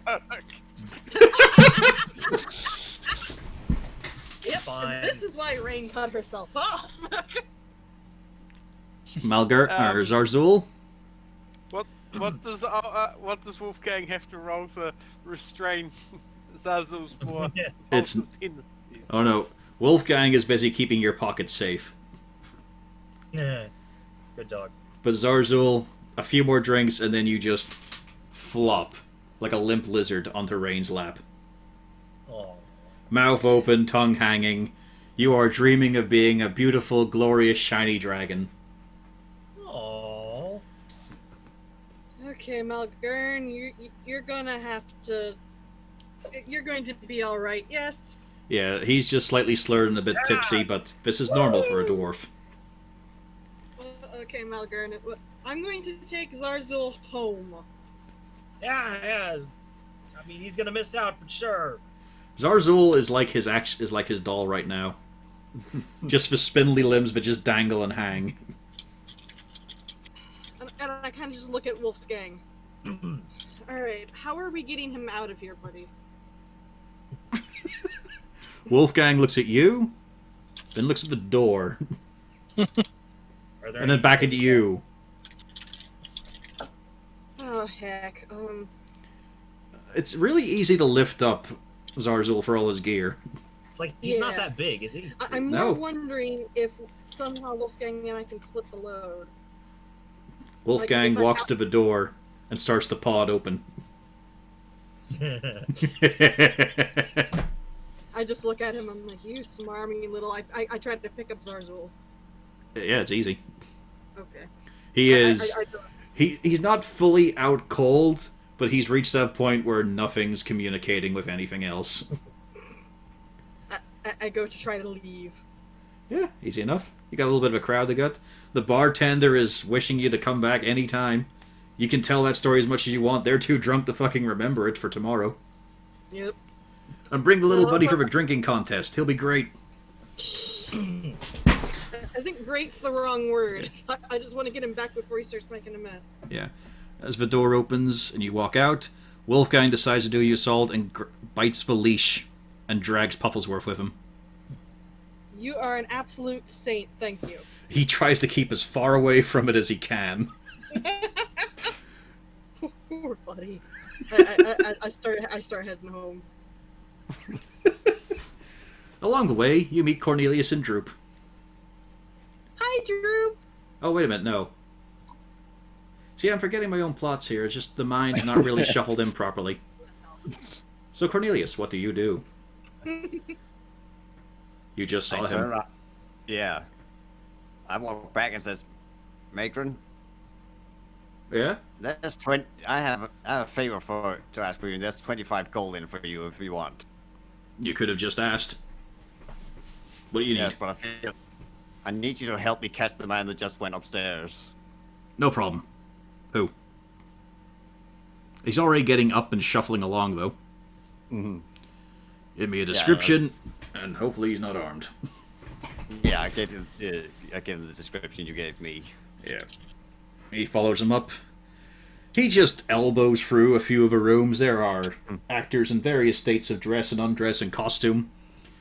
Some guys reciting their lines very powerfully. Like, it bring a tear to your eye, but that's not the room you want right now, so you move on to the next one. Before he busts open, and it's your brother, standing there, the eldest one, pulling on his overcoats, putting his boots on, and he's already got one leg out the window. Brother, Ah, leaving so soon? well, I didn't want to cramp your style, brother, now that you're here. It's wonderful to meet you again. Certainly. Why don't you come back inside so we can have a conversation? Well, that's good. I do actually have a topic I'd like to bring up with you. He very slowly brings his foot back in from the window. But he stands up to his fullest height that he possibly can. Mm-hmm. Still a lot short of a Megran, who is having to hunch over in the hallway. Mm-hmm. Yes, so, you're in Raxis. Yes. That's new. I've been there for quite a while, actually. Still trying to garner any coin you can on doing mercenary work. Other sorts. Still relying on your little tricks to get your way in life. Mm-hmm.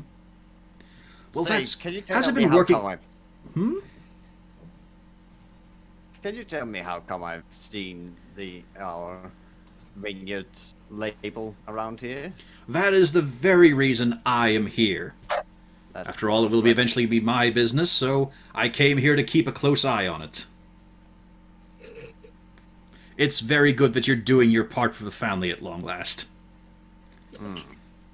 But, little brother, Yes. there is also something I have to ask of you now. You see, it takes a lot of funds for investigation and for communicating with the proper people. And I was just wondering if you, the little twig on the family tree, will finally do its bit to support the branch.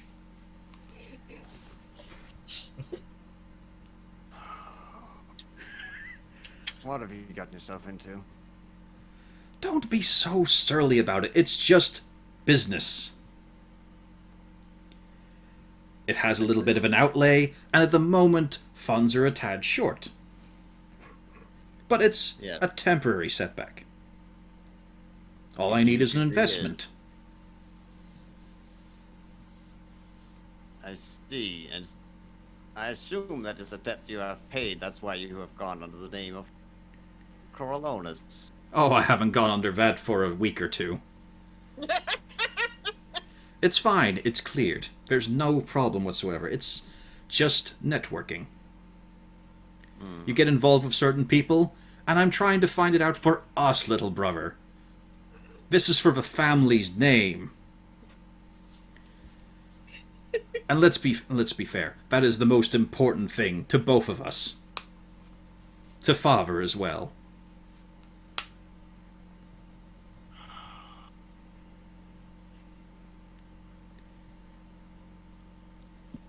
I'm going to be a bit vulgar here, brother. How much have you been earning recently?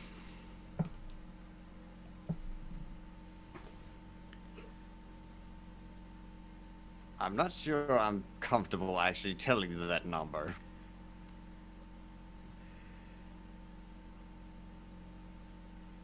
We're family, and this is important. I need to know for the sake of our vineyard. I require a couple hundred.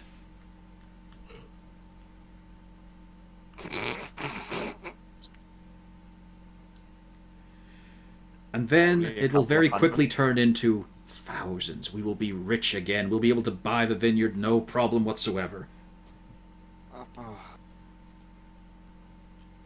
Like I said, this is an investment. You're not lending it to me. You're investing it and you will get paid. The voice of Zazzle comes to Cornelius in a whisper. Is he just this conscience thing? I don't think it needs to. Don't Yeah. do business with family. Yeah. Just buy it yourself. Cut your brother out of the deal. Just buy the vineyard yourself. The kobold way. Cut everyone out of it. Go for the one.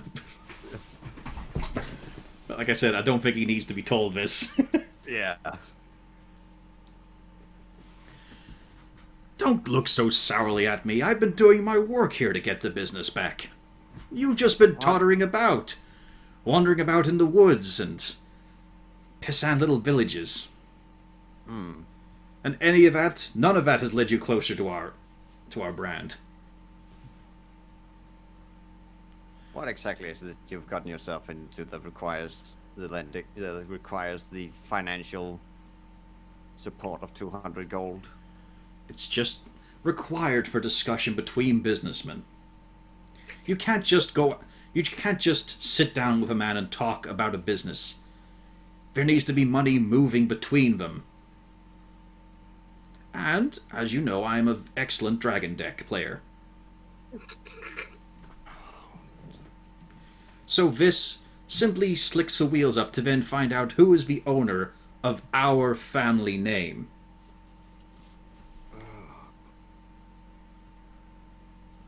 If you're that worried, which you seem to be, you seem very untrusting, little cornhole. Big Brother will show you how the world of business works. You can come with me. You can see how your money is being used. And you'll see the returns we get. I'm certain it'll be a very interesting experience. So, is this your hired goon? No, this is a friend. Hello.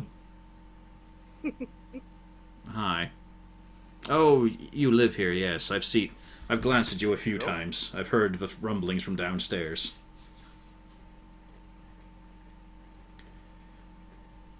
Now don't worry. He'll make sure that nothing comes to harm for you. In any case, give me a day to think. Give me a day to think things through. Now remember, little brother, business time is money. We can't go dillying about. It's important to get the chateau back. And you're not going to do it by flinging lights around, playing at hero.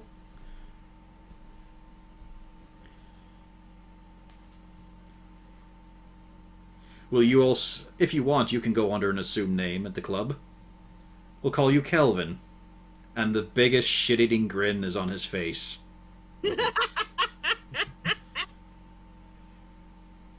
Lose your hat somewhere, brother? No. It is quite fine as I pull it out and put it on my head and leave. Where shall I find you? You won't. I'll find you. I think you will. You never were good at hide and seek, little brother. Which is a completely empty boast since he wants the money from you. Now, once you step outside, there is rain, dragging Zarzul. Or thrown over one shoulder. It's like a very sickly fur wrap. Cornelius, can I borrow you for a second? Hi, Rain. Hi, Drew! Oh, Well, you seem like you had a good time. What's wrong, Can I P.O.? borrow your footing disc? where's Kirstelworths? Oh. He is being led by Wolfgang. Yeah. Every fountain you pass is spitting water out to get rid of his trail. A few spit on him and he tries to pull away, but Wolfgang just keeps the leash taut. Poor buddy. Yeah. Come here with me, and I'll get it sorted. Thank you ever so much. He's getting heavy. And yeah, once we get a bit away from the theater house, get kind of duck into an alley and start doing the chanting for the disc. You're wearing your hat again. Yes. Sorry, what were you doing? Oh, so you mentioned she saw that I was wearing my hat again. Ah. Figured Yeah, it doesn't I really like- matter at this point. Exactly. Yeah, nice hat. You realize Orbison has been following Rain by quite a distance, and he's just slowly caught up. I kind of wave at him. Hello. Hi. There we go. You can just Thank put them on here. And I lay Zarzel down. Malgern is having a lot of fun in the tavern after a giant rat popped out of his hat. But Malgern, about 20 kobolds are trying to lift you up right now in praise. Ally to the kobold hero Zarzul! Yes, yes, hero. You're getting close to chucking out time, but not just yet.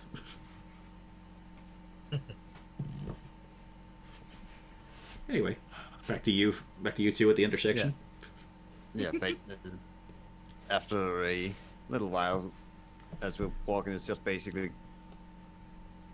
So I met my brother. he's actually here right now? Yeah, he was in the theater's lodge. What's he want? Money. Well, from what you said, I'm not surprised. Yes. How so much? Oh, pittance 200 gold. But I'm more worried about what he's gotten himself into. Probably a right disaster. He was talking about He was talking about doing business transaction and mentioning how good he was at cards. So in other words, there's going to be some money loan sharks after him. Once he loses all that money, yes. Oh heck. So I'm afraid I'm gonna require the assistance from the rest of you very soon.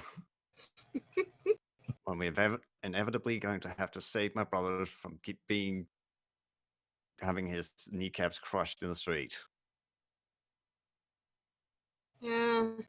I mean, you do think, Cornelius, if you save him immediately, both kneecaps are saved, but if you save him slowly, he's got one left. A good, healthy kneecap, and that's really all one needs in life, to remember. Hey, Migrin proved he doesn't need kneecaps at all. This is true. So I take it this is probably the older brother. While you don't want to save him, you do want to save him. He's a right pain in the ass, but he is family. That's even what I if he figured. does this very honest to end his own life. I've been there. I get it. What? Ending your own life? Oh no, having a shit for an older brother. Ah. I was going to say, clarification is necessary here. Well, I don't tend to make it a habit to get myself into nasty situations where people want to kill me, unless I'm doing adventuring stuff. I was about to say, I think we have shown the last couple of weeks of traveling that we've not have chosen the best occupation. I consider that a bit different. There's a difference between I'm going to go handle this thing and I'm going to go down into the crypts and clear the undead, and I'm going to go make a stupid deal with some shady folk. The one's just stupid. I must admit, the only reason I'm going to consider this, going through this, is I'm also curious as to who it is that took over our vineyard. Well, if you need some help, I'll volunteer. I guess that has to be a first time for everything, but thank you, Rain. Sometimes I have to be a good person.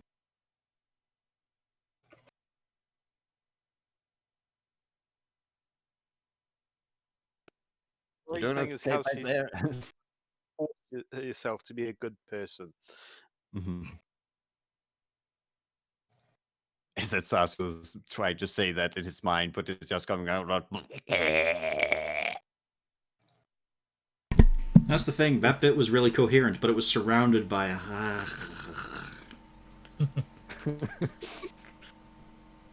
I just kind of look down and look up. Well, I have a feeling he's not going to remember any of us, but apparently he's semi-lucid. Zarzul, you're not only sailing through the sky as a great dragon, you're in the shadow of an even greater one. Sunlight shimmering off platinum scales. There's no ground Excellent. beneath you, there's no ocean, it's just sunlight and sky all around you. You feel warm. Good, good. Yeah. Yes. Is the sky bright? Like Yeah, blindingly bright? it's a well, it's not blindingly, but it's a bright, sunny sky. Okay. Yeah. Yeah. So I feel good at this. Okay. It feels good, yeah. Well, you don't feel like yourself. You Strange. feel like a great, mighty dragon. Okay. Yeah. Yeah. Okay, You don't feel like a good at this. kobold soaring in the air. But it's good. Feels nice. I shall continue soaring. Yep. This is good. Malgurn, as most of the kobolds have now been chucked out of the bar, Oh, and you've been giving a warning about hanging on the chandelier. okay. Two guards do Fine. come in, slapping each other on the back. Their armor looks a bit scuffed and dirty, but they sit down and just say, "Lads, we've had an amazing time. We killed 2 ghouls in the slums." And no one really cheers, and they feel very let down by that. I kind of, I'm kind of feeling, so I walk over. I was like, just no context. Just I want to tell you, you did a good job killing those ghouls. Thank you. Oh, thanks, mate. Can you guys a drink? Yeah. Can we get some drinks over here for the other heroes? Yeah, we got new heroes here. Yeah. Oh, it's mate. You're golden. Yeah, it was nasty and vicious, a lot of them. Horrid creatures. They were bigger than Bill here. Oh man. Those are- Yeah, but the barkeeper leaned over. Much bigger? Well, like a hand or so. When they stood up, I mean, most of the time they were hunched over because they're nefarious things and all. But yeah, we took them down. Yeah. 1-on-1 it was, with 2. And they're not getting the praise and cheers that they were expecting. Yeah. Like I'm trying there's to a hide little the there's a line, little but voice he's in the like, back going, "What "Woo!" did you do?" And I'm doing the math. Like, wait a minute. Like, yeah, woo! Still trying to figure this out. I mean, I still feel a bit weird about it. One was wearing a dress. That was an ugly fucker, though. Oh, yeah, but so was probably the woman who wore the dress. I mean, it was an ugly fucking dress. Still felt weird. They were really hoping for more, though. Yeah, but They went into the wrong bar. yeah, it's winding down now. It's winding down, and a lot of the coin is gone, and people are still sort of asking you, like, once they're done talking, so how big was the Oni? Oh, fucking that size. As the Yeah. bartender gets into it. People are still asking about the Oni. They don't care about the ghouls. Poor guards. And then, about 10 minutes later, still more booze, still more cheers. One crusader comes in, and he is hauling something that you remember. It's the glaive from Bione. Oh. I have here my payment for tonight's drink. One fresh trophy of the hideous monster we know! Oh, alright. We know. So yeah, you think this is good for a stout? You know what? I'm going to give you guys a little bit of a beginning here, so... Malgern, you're good for this, right? Alright, gentlemen. The free guards sit down. Just arrived a couple days ago. New spirit. It is caustic. It is powerful. It will probably burn the nostrils out of your nose. It is Pentecott's potato partner pisser. Who's ready? Yeah. The rest of them are all... Yeah. Sure. Piss? What? And it's set down in front of him, Come on, and... I drank death wine. Come on. Your glass is bigger than the rest of them, and they're all filled to the top. Yeah. I'm super confident. I survived death wine. This is As you fine. bring it up, though, holy shit, this is alcohol. This is spirit. This could be methylated spirit. This how I might so I died. almost be considered dwarven spirits. Oh, this is past that. This could be Duergar spirit. Those people, those dwarves hate themselves. They hate everything. This is a drink that says you hate what you want, what you have in your body.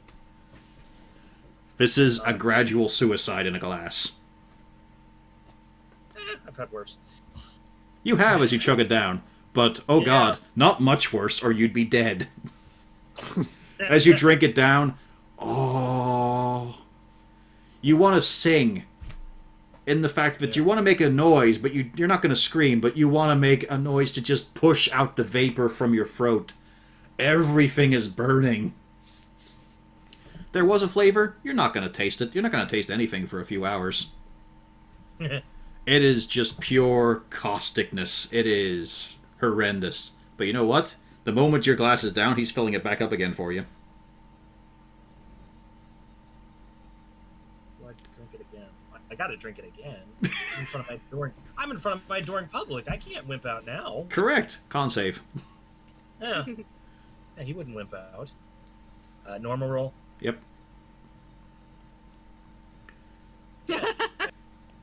The other three guards have fallen off. One's hacking and coughing, one is passed out, and the other is just trying to get his balance again. Like, he has got one hand on the wall, he's doing squats, just trying to sort of, like, using muscles to push it out of his system. And all around him's just a... Ooh. Ah.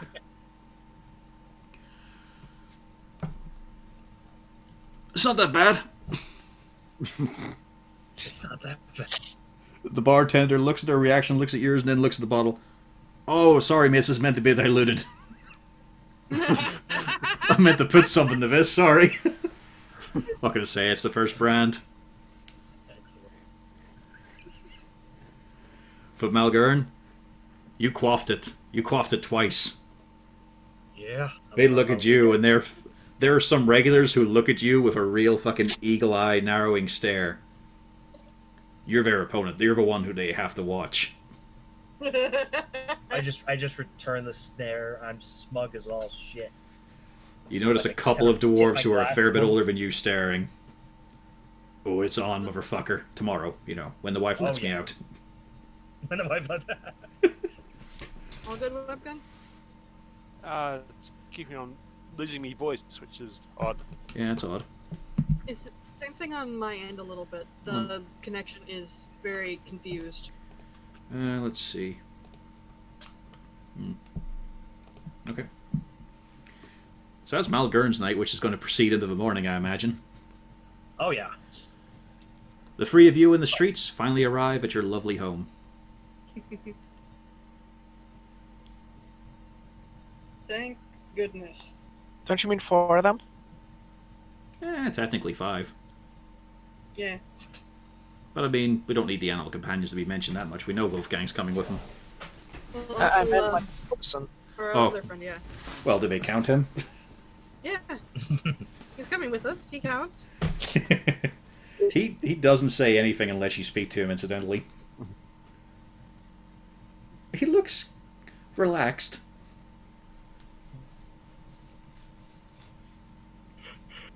Nice place. Thank you. Oh. Yeah, they finally fixed the roof. Yeah, no, that's something different. I think my dad went here. Well, not my dad. My dad.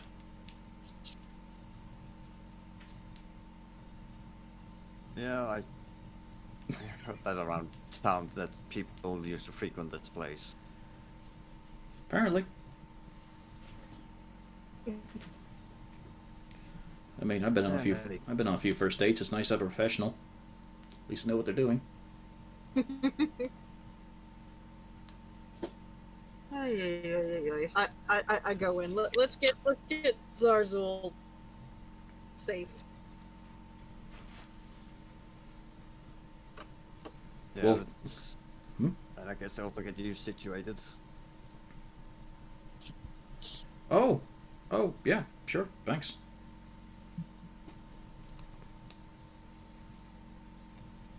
I would have packed a bag, but then he just walks in.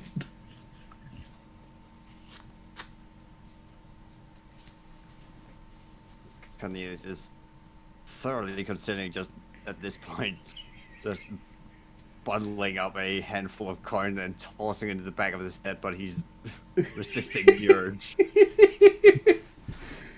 He always says it in a thankful tone. It's just there's just the dots afterwards, but just oh yeah. Yeah, Cornelius is like, he's a nobleman. He knows the implication of the dots. Wolfgang glances the pus bag underneath a sheet and just starts hauling Pufflesworth up the stairs through the door. Thank you, Wolfgang. And the moment he's through the door and the door's closed, Wolfgang drops the leash and just walks off to go follow wherever he puts Zarzul.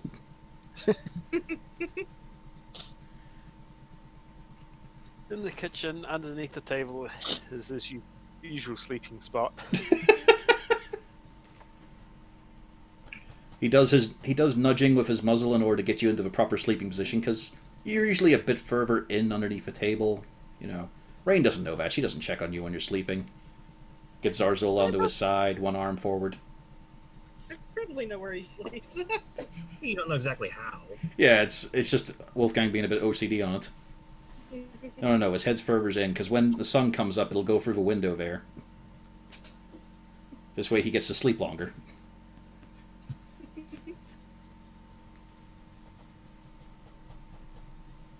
There we go. Odds cause less problems for Wolfgang.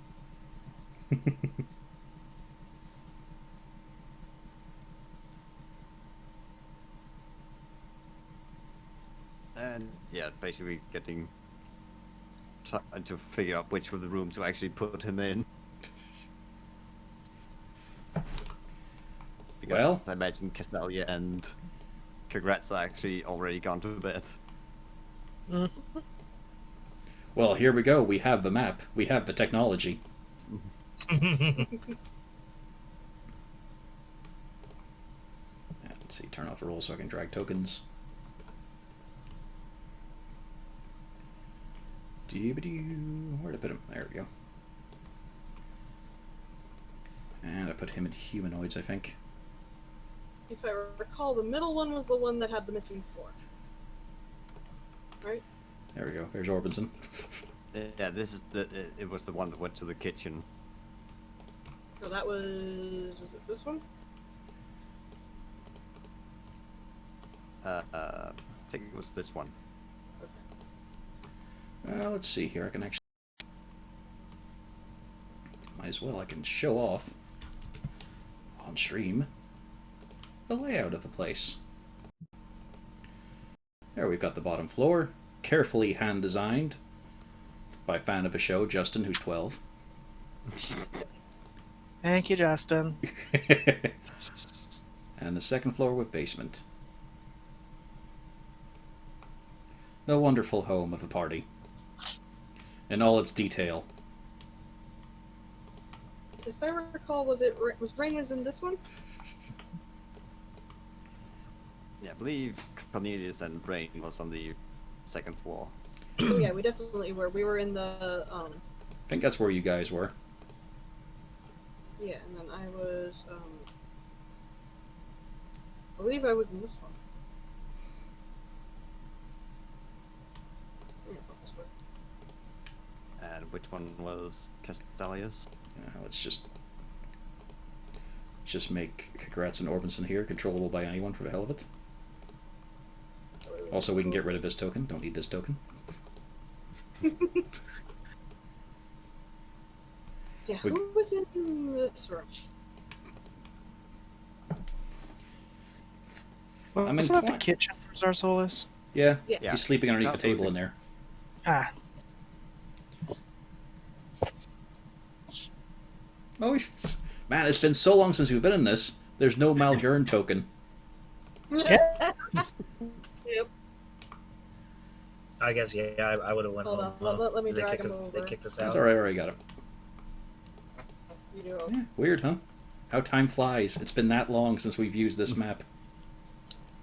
So where was everybody else? Because yeah, this is the one without the floor. This one was usable if I were. I Aw. believe Siegfried was sleeping on the first floor. Yeah, two ground floor rooms were usable. It's just that this one at the top had a spot of the floor that was a bit adjoined with the top with the one above it. Yeah. There was some planks just covering a hole. Yeah.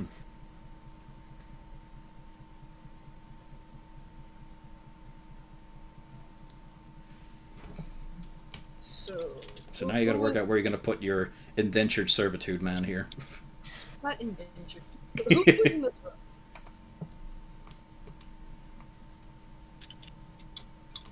Well, considering we don't know that,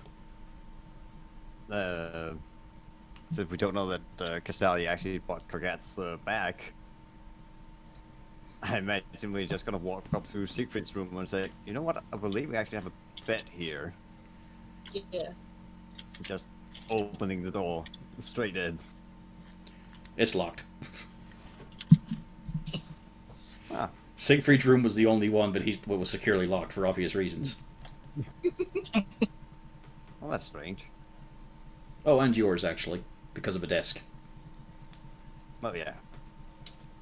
But since we have no recollection of who actually had this room, it's been out that the door is locked. it's a mystery. Right, do you have the key for this? Yeah, you bought the doors. Oh, Well, okay. yeah. But So if we it's can have one with if us? it's is it one use key for all doors or? Yeah. Oh, okay. Yeah, here we go. I unlock it. It's pretty barren. There was a bit of a bed on one side. Dry. The window to the front has been fairly boarded up, and there's a lot of marks of a dagger in wood.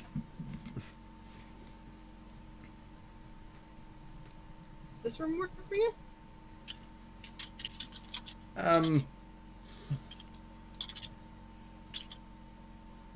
Whoever was here before won't be coming back tonight. No. Because it looks like he might be mad if he is. Oh no! You don't have to worry about that. There hasn't been anyone in here though. I don't know why it looks like this. I could have sworn we bought these beds recently. Yeah, alright then. This is nice. It's actually better than my place. Where's Castalia and Kagratz? Like out of character, because I thought they came here first. Or did they leave again?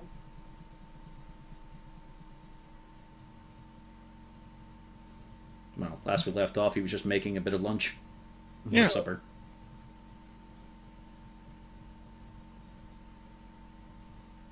No, yeah, but are they still in here or did you go to your rooms? Probably went to the rooms. Yeah, Which so rooms?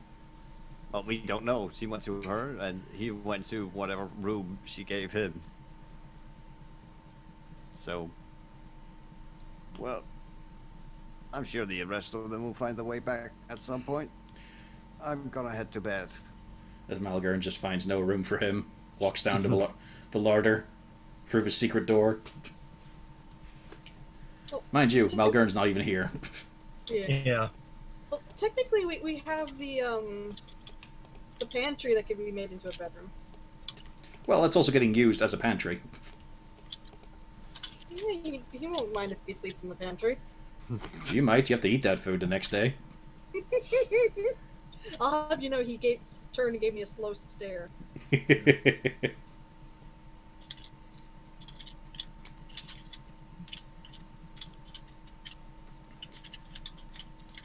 Well, But yeah, it's a pleasant evening.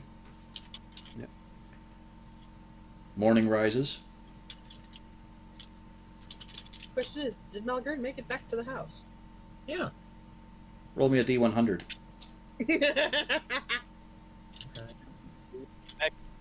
House. Malgern? You are outside the city gates. You're outside the west gate. You're in a tent. And you can see that there's 4 other lumps around you in bedrolls. But you're all sharing one blanket. I've had worse. Well, without peeling back the blanket, you can assume so. Yeah. As you just put on your boots, put on your hat. Just casually, it's fine. You're, Out of there. you do feel that the straps of your armor are a bit loose, but the trousers are still on, so it's all good. Yeah, the important bits. Yeah. But your beard is braided extensively. Fancy. It's just in like 6 narrow streams.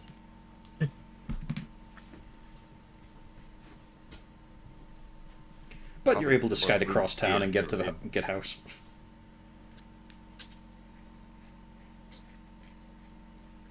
Have you still got the kitten? He does. Yeah. And the kitten's ghostly sibling hovering right beside it. Let's It's see a how's- lot My bigger. head feels fine. It's a lot bigger, Malgern. Yay. It's gone well past house cat size. Oh. Oh. You're gonna need 2 hands to lift this boy.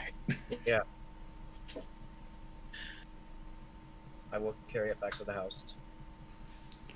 As you clump in, people are starting to emerge. How was Puffles? Oh yeah, gotta roll for him. That was the words I was looking for, but I didn't know how to speak. I'm gonna stumble up. Cast guidance before he does this, so at least whatever I need to. It would have to be bless, yeah. chance. It wouldn't help. He's still a pussball. Puzzlesworth. Yep. Good old septic worth. And the thing is, he doesn't have a negative. Yeah. It's a high DC though, and he's been rolling like shit.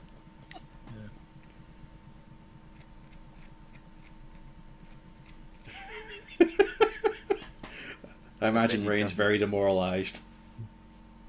No, Rain's just accepting that this is how this goes. You don't want to take him back to the church or anything. Maybe it's worth a shot to take him.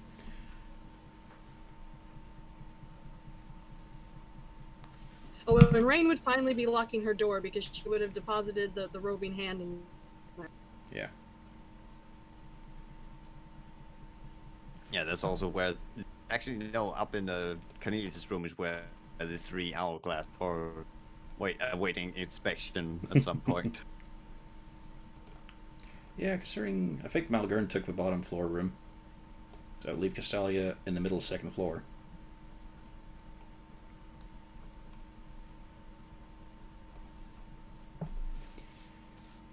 But yeah, what are you guys up to? Well, Zazul is going to once again do something really intelligent and make some tea. Is he going to try to share and have everybody assume that it's regular tea? I've got this wonderful tea set I picked up. No. As you just check to make sure your finger can fit in, yes it does, and it locks in place. Then the burning. As it slowly starts to fill up and... You know, it smells nice and minty fresh, but there's also your scalding skin. So you start your day with 2d6 of fire damage.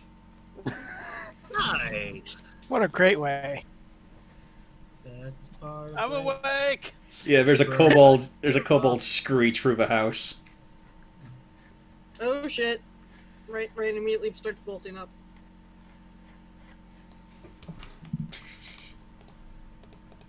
And Cornelius also wakes up and is going, "So it's one of these mornings.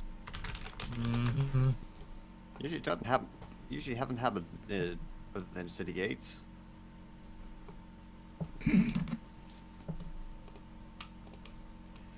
And as you two emerge from your doors, Congrats emerges from the room between. Hi. As he's pulling his trap. Morning. Where'd that come from? And there's another screech. Zarzul, what do you do? I try and put down the tea set. It's not putting down. You're also tilting it, and the drink isn't coming out of the bowl. Oh dear. Hang on. I try and forcibly remove it from my hand.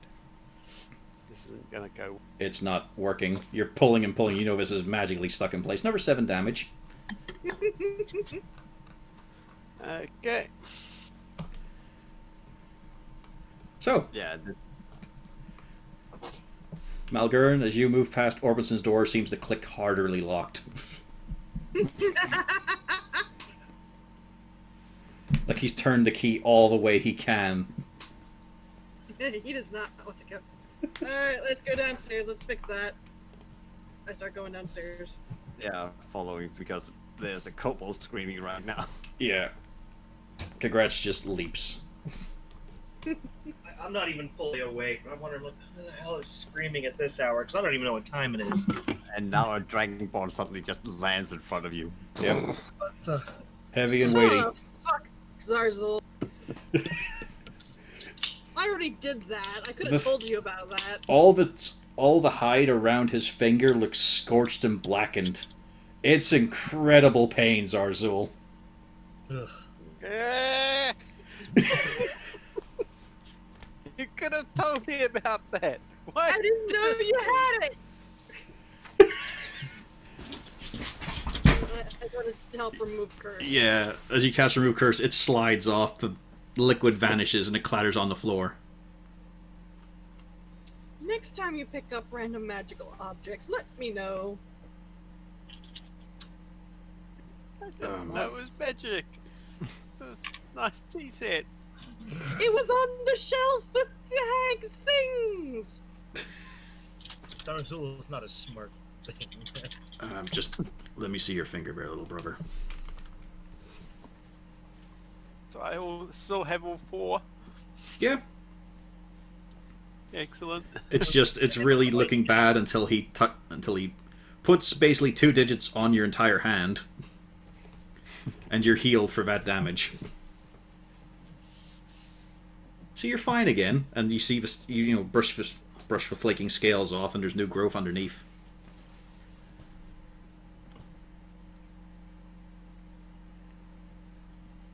Well, I'm awake.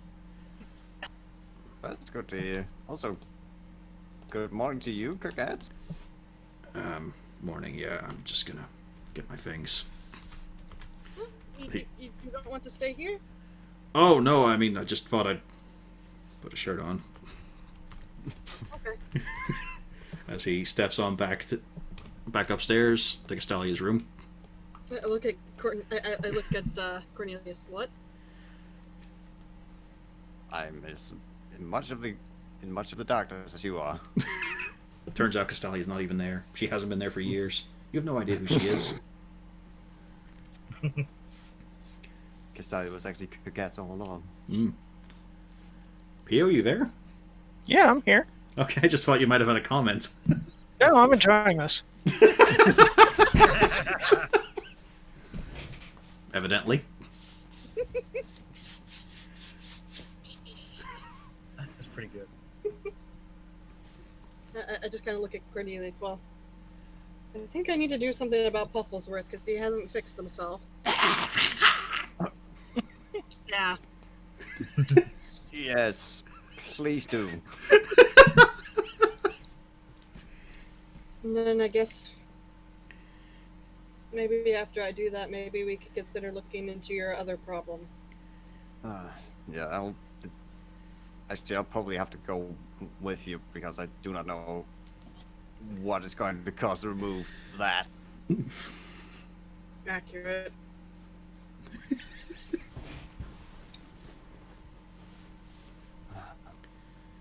And Let's just- I have a bit of an inkling. You might not want to go with your brother alone. Well, of course not. I'm unlike my brother. I'm not.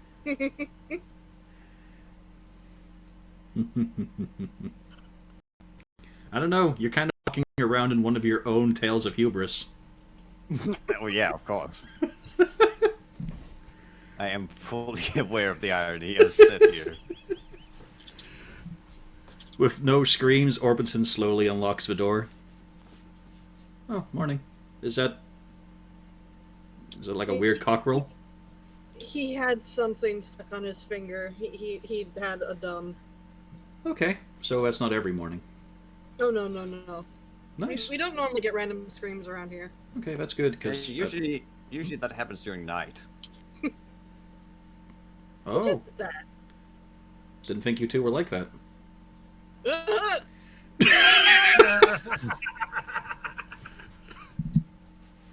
Well, to be fair, he's looking at the crew and he knows there's two women in it. Yeah. I mean, it's a fair assumption. It's a guess. She just kind of rubs her temples. I think I can start. Is that what you're calling them?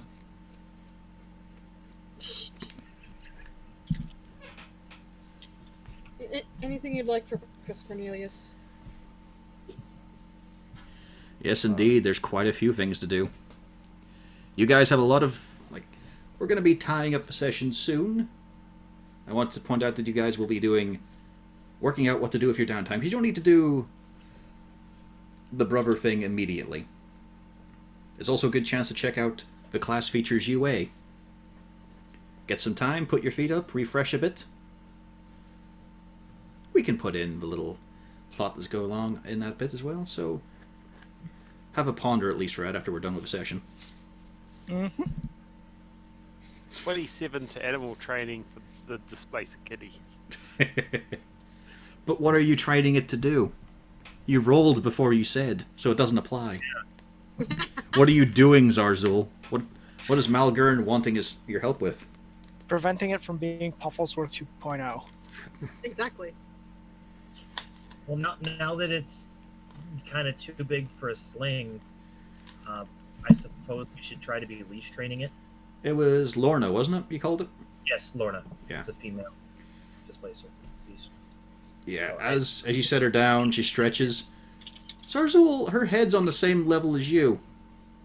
On sitting down. That's not normal for a house cat. No. Wolfgang is also giving it the eye. But you can see that while everything's gotten bigger, especially the paws, man, the paws are huge now. It's got bobcat paws. Yeah. Or lynx paws, yeah. It's only got one length of tendril. The other one's still a little stub in the shoulder. Mm-hmm. Oh dear, we have a... Okay. We can deal with this. Just It's like me. fine. I'm not externalizing this, but yeah. Looks fine everywhere else, though. Uh, No development issues apart from the tendril. And you can see as it just sort of drags its tendril along the floor and shredding up some of the wooden paneling. neat. Doing about 4 to 5 gold's worth of damage, you know. Oof. Okay. Well, it's okay. It's not like we own the house anyway. Yeah, and I don't think you're getting that deposit back. Well, the question is, does he really want the bad press relating to trying to charge the heroes of Van Dalen. Oh, you're gonna try to strong arm him, huh? Do it. No, not yet. I love how you, a not hero of Van Dalen, has suggested this. No, not now. We're all in this. He did fix the roof. Yeah, you fixed the roof finally. Yeah. We've got wizards that can cast mending. Mending fixes small fissures and breaks. Yeah, Yeah, not like not that. this. But Lorna's just doing it. Feeling content to just scratch along the floor. Glancing at the wall. Yeah. Patting over. Now you see the big claws emerge. No. I'm going to try and teach it proper manners. You're going to try and teach her not to just maul the area. Yeah, How? definitely. Like, I'm not saying, By you know, carefully- yeah, go on. Don't I'm have to be going too detailed here, explain just to it an idea. as best I can to a vicious beast that tearing up everything is not a good idea. Yeah, you are familiar with how displacer beasts are kind of deaf on 6 legs. Yep. Which is worse than a cat. Okay. No, your first roll still counts. It's just, what's the lesson you're trying to impart here? I'm doing well on those. Yeah. Do not destroy the furniture. Kind of mimicking, like, the furniture is for sitting, and, She looks around. Yes, you are an active part in this, Malgern. Yeah, he's taking no, part as too. I'm kind of like, kind of mimicking, walking along the floor without scratching it, and, The problem is, after that, you've got this bored look on her face. yeah. I'm not too good with animals. I'm trying my best here.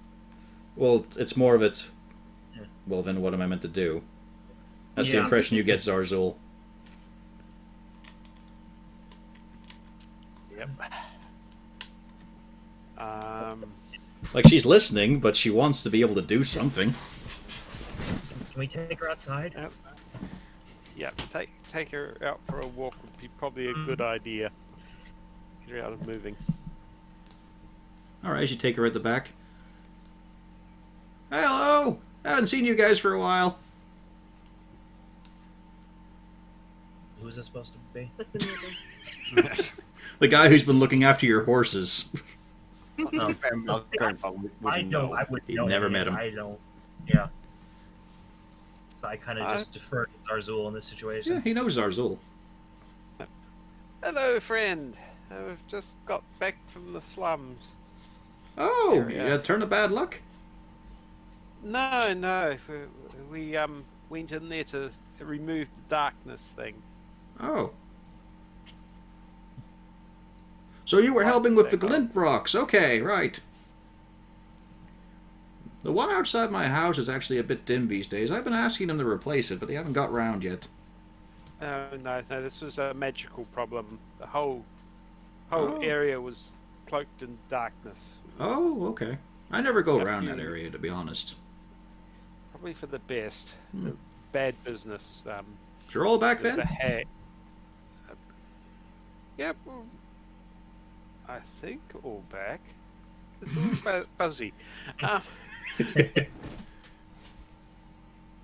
That's a large cat you've got.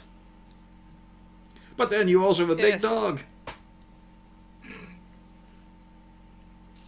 Yes, just trying to teach it to manners and how to behave properly. Oh, well.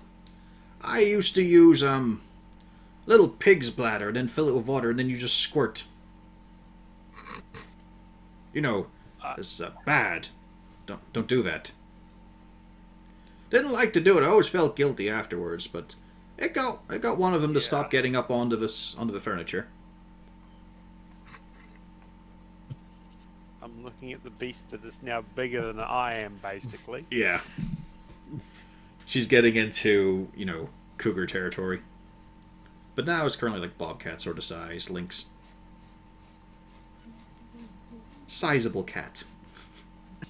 Yep. I have a feeling that won't work on this one, but yes. Thank you for the suggestion. I mean, even if you did it on a normal cat Zarzil, you'd probably still get the expression of, so you've chosen your manner of death. Yeah, you've chosen death. Hey, I've already almost been drowned once. If they can try again, then probably will succeed. Although now that she's outside, Lorna seems more content and, again, is digging at the ground now. Just trying to get some use out of a claws. Do we have a fence or anything? Yeah. Not really, to be Might honest. have been a You had the park in wagon. town. I make a scratch code for her. Because I was thinking of doing something, but I'm afraid she'll run off. Let's summon a rat and then she just takes I off. do have the hat. We can play fetch mice or something. But she might run off. Because, yeah, it's time to work out activities for your displacer beast. Mm-hmm. So there's a fun thing. Let's go back inside while these two are buggering about. But so far, Zarzul, your lessons seem to hold. It's just she wants alternatives, Yep.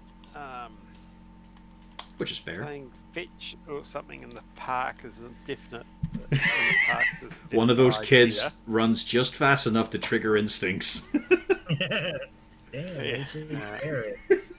That one fat dwarf kid who just puffs air. Oh, yeah. It's like looking at a limping goat. You've got to be careful when you put it among small animals.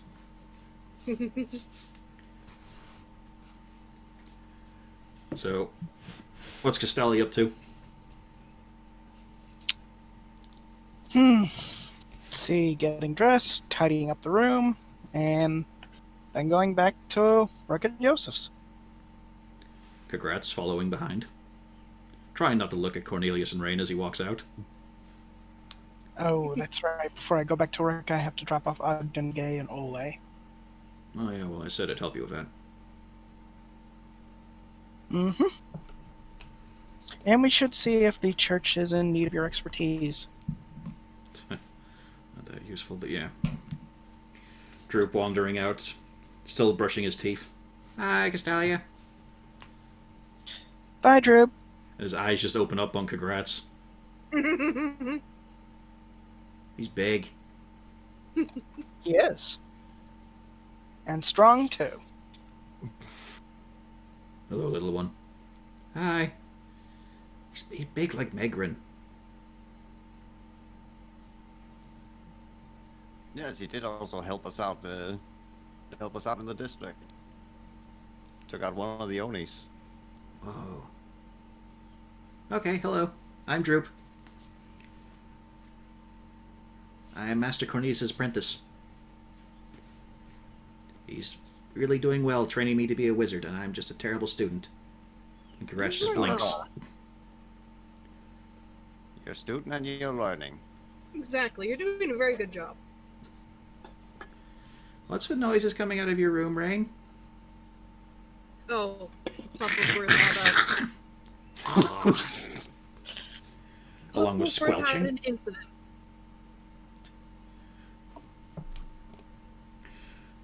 And then We're Droop looks going at to Castalia, and then at congrats and the fact they came through one door. And he has no idea what to say because he doesn't understand that bit, so he just walks downstairs. You think after being at the theater play, he had some idea that sometimes other people would go into a room. You'd think, but they were actually very nice around him.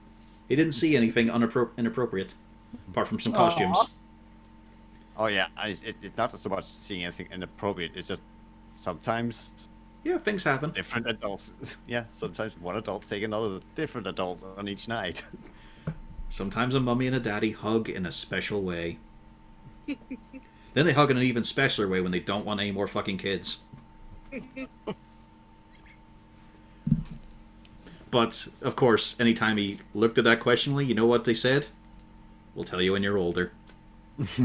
Drew finds out he has a lot of questions to ask when he's older.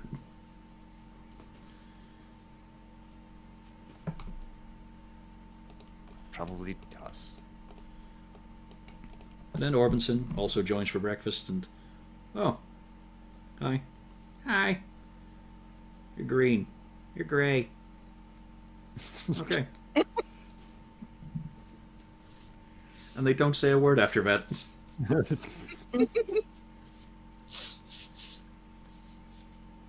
Did he also kill an Oni? No. No. This is Oberson. Oberson, this is Drew. I was caught in a firefight.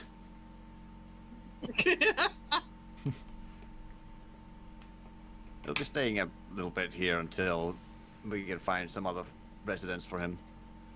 Yeah, I can probably find a place tonight. I think so. It was nice to be somewhere clean and warm. You're free to be here if you want. I think I'm a little bit too... slow turn from Cornelius looking at Ray. Suppose I could. Didn't know you were staying here as well. Congrats. Well, spur of a moment decision, I think.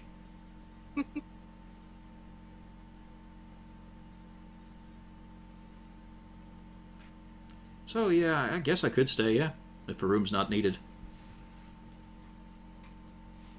I just figure it might be nice to, because sometimes we have to go out for prolonged periods anyways. Oh yeah, I would need to check if I've got my job still. I haven't shown up for... How long was that going on for? That was before we even got into the city. I heard it was about nearly a month by now. Oh, I probably don't have my job then. Where did you work? Oh, I was just a courier. I worked down at the docks. So I'll probably need to get a new one. So I have something I need. I could. Probably will. But, hey, that means I've got something to do today. Mm-hmm. As he starts clinking his spoon in porridge. He's just got a very neutral expression, though. At no point like a smile or a frown. It's just a line. Well, the poor guy has been through a lot. First there's an eternal darkness that goes on over his town. Then there's an Oni that starts running around eating everything and everyone. And then his house burns down. By circumstances unknown. The poor guy. I'm pretty sure that the Oni and the darkness came roughly at the same time. Well, yeah, but I'm more mean in the fact that, you look outside, suddenly it's dark, and you're like, what the heck's going on? And then the Oni is killing everybody. And the extra layer wasn't quite that pleasant before. Because he's a half-orc, and they're currently at war with orcs.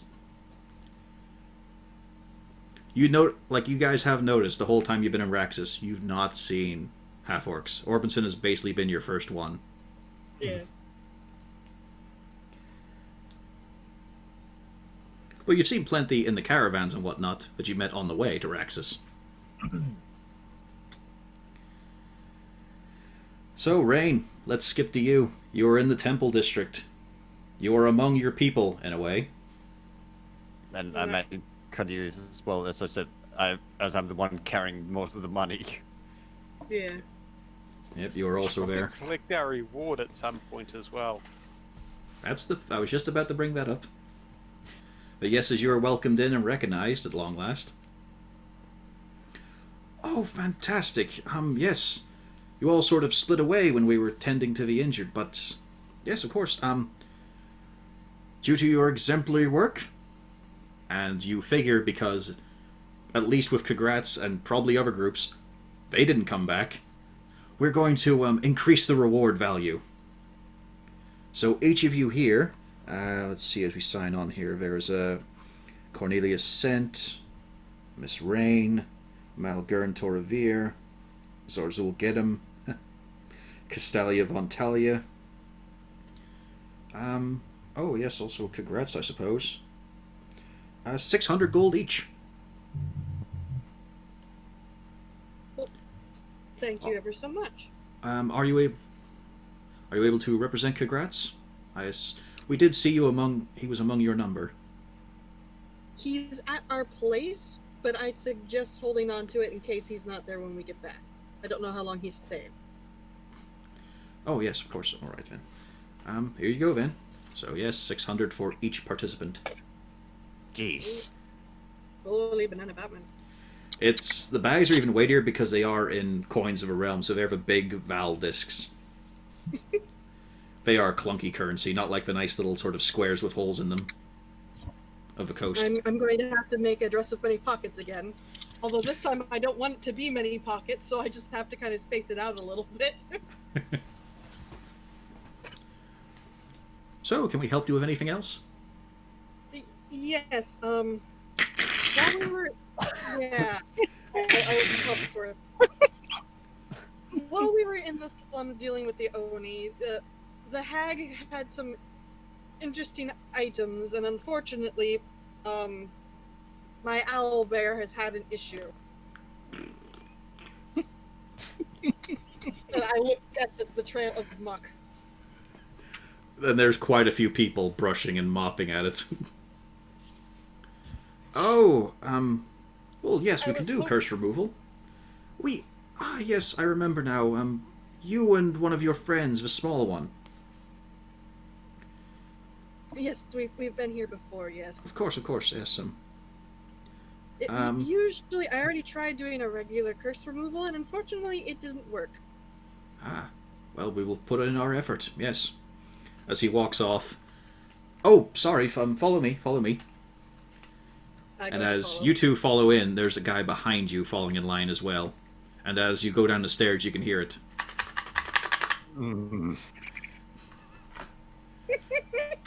A few corners, a few turns, and then into one of the little cloisters. And it's the same nice old priest man you've met before a few times. The one who offered Zarzul a few symbols of his faith. Hello again. Why, hello there. Oh, what is that?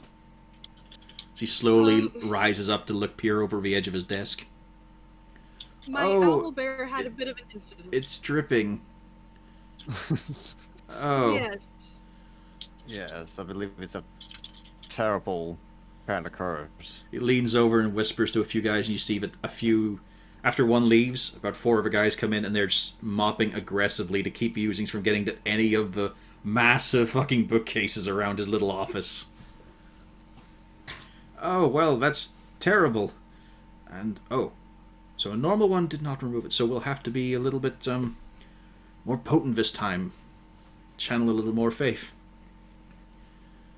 Of course we can do it, yes.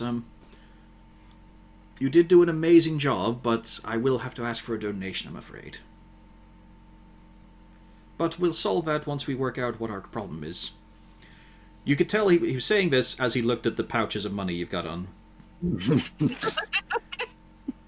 Rain was expecting to have to do a hefty donation for this one. 2 of them put their powers together, chanting, incense burning, a few holy symbols dangled over the sheet, Pufflesworth trying to fidget and stir. Nothing. Well, we'll just have to do a little bit harder here. Bring in Sirios and Norbert. 2 younger men who look very spry and have shinier holy symbols put their work in. And Pufflesworth is no longer dripping, oozing, and horrible, although the sheet he's wearing is fucking rancid. When he scrabbles underneath it, the thing holds its position. And his harness is hideous, so is his fur. I immediately start prestidigitating. But it's little Pufflesworth again. There you go, buddy. He is very angry looking. Oh, I wager. I'm sorry, buddy. Didn't like that. Didn't like that at all. Did not- I work at quickly prestidigitating everything so that I can pick him up and cuddle him. Yeah, he I starts reaching for your fingers and nipping at them as if more spells. Okay, let me clean you up. Jeez Louise, it takes a little bit. Ah, there we go then. So,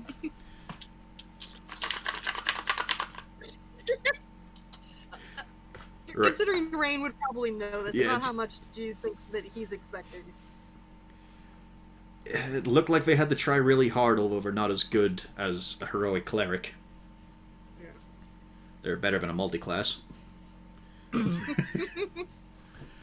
You're thinking this is looking like hundreds? This could be about 500. Yeah. Rain pretty much goes to hand over a large portion of hers. Blessings be upon you, sister. Thank you ever so much. Poor little Bucklesworth. I pick him up and I cuddle him. Yeah, he is Just fully before in for leaving, attention right now. Just before leaving, Killian just kind of points at the standing towel and just said, you want me to just take care of that for you? Oh, yes, please. It's awful. Yeah, okay. Just use the mage hand to carry it out of the temple, and as soon as we're out, I just immediately ignited. There's a few glances from people passing in the street, but one of them claps for a moment, looking around, and then sees that no one else is clapping and there's no crowd around you, so just starts walking again awkwardly. That should about do it. One person walks across and tosses a copper at your feet. You do anything bigger? Yes, but I think the guards would probably frown upon that. Oh. I mean, I've seen fire dancers and I've seen fire eaters, and they're still nice how it went up like that. I mean, it was really good. Rain picks up the copper and puts it in her pocket. You need to get Yes, yourself. You need to use that hat though. You need to put that down. Catches the coins. Yes, I'm afraid this was a one-time show. Have a good day. Well, Just I wouldn't walking off keep the going about building. when people get bored quick. I quickly follow Cornelius.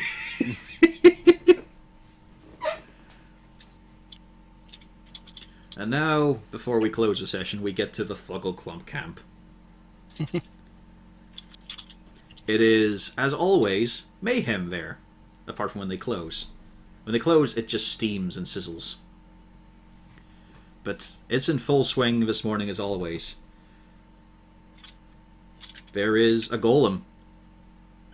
The golem is made of clay. But it's been shaped. It's a huge horse. It is the size of a single person's dwelling. Is it wearing questionable lingerie? It is not. However, it is wearing many halflings and gnomes. As they're trying to pull it in place, they are basically making up its tacking. As they're trying to hold it back, as it just runs in circles, because one leg is shorter than the other, and it just keeps going in circles. Almost ready to land and smash its face into the dirt. There are several blobs. They are within glass containers, being carried around on what you think is the ricketiest handcart you have seen in your life. It looks like this thing is made up only of the carcasses of woodlice. And that looks like very fragile and thin glass as you see these things burble and bubble inside, sometimes lunging at any passing gnome that gets within their view. And then there's also another ooze, although this one's wearing clothing, but keeps on falling out of it. And he's being referred to as Mr. Jones. Zarzul would have recognized him. It was one of the gnomes that was being melted previously. They still haven't quite solidified him. But, you know, gotta do your shift. This is quite the place. It usually is. I don't shy away from danger and evil, but I've never set foot here. I heard the noises and just realized I didn't want to go to this part of town. I do not blame you. But I made a promise to these two, as held with the Jack-in-the-Boxes, and I always follow through. Yay! Sounds like a lot's going on here. It is. As you walk Now- through the compound, taking very wide berths of all the experiments. There is actually one experiment being done with lingerie, but it's for a cow. Seems like they're not as distant from their wayward cousin as they seem to have led to believe. You manage to glance at the clipboard on it, and it just has Minotaur scrawled out and cow written in place. Project. Now, the greatest dreams start with a single step. Ah, don't worry, we're just focusing on animal husbandry. I am glaring at the screen right now.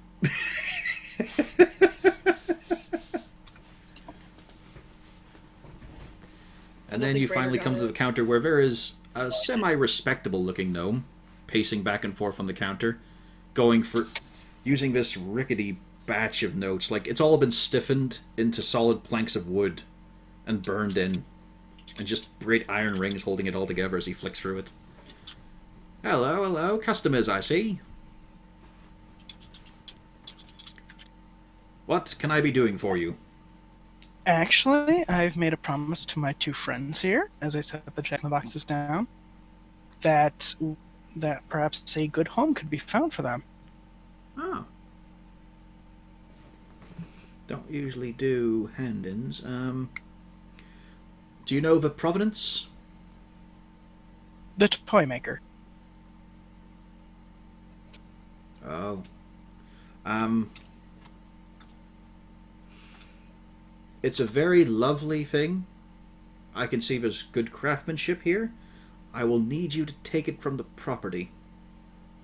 You yourself are welcome, but I cannot be dealing with this.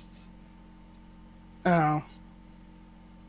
I would have thought you would have been able to give them a home. Yeah, we don't really have a place. Oh, it speaks. Here, let me introduce you. Oh, And- please.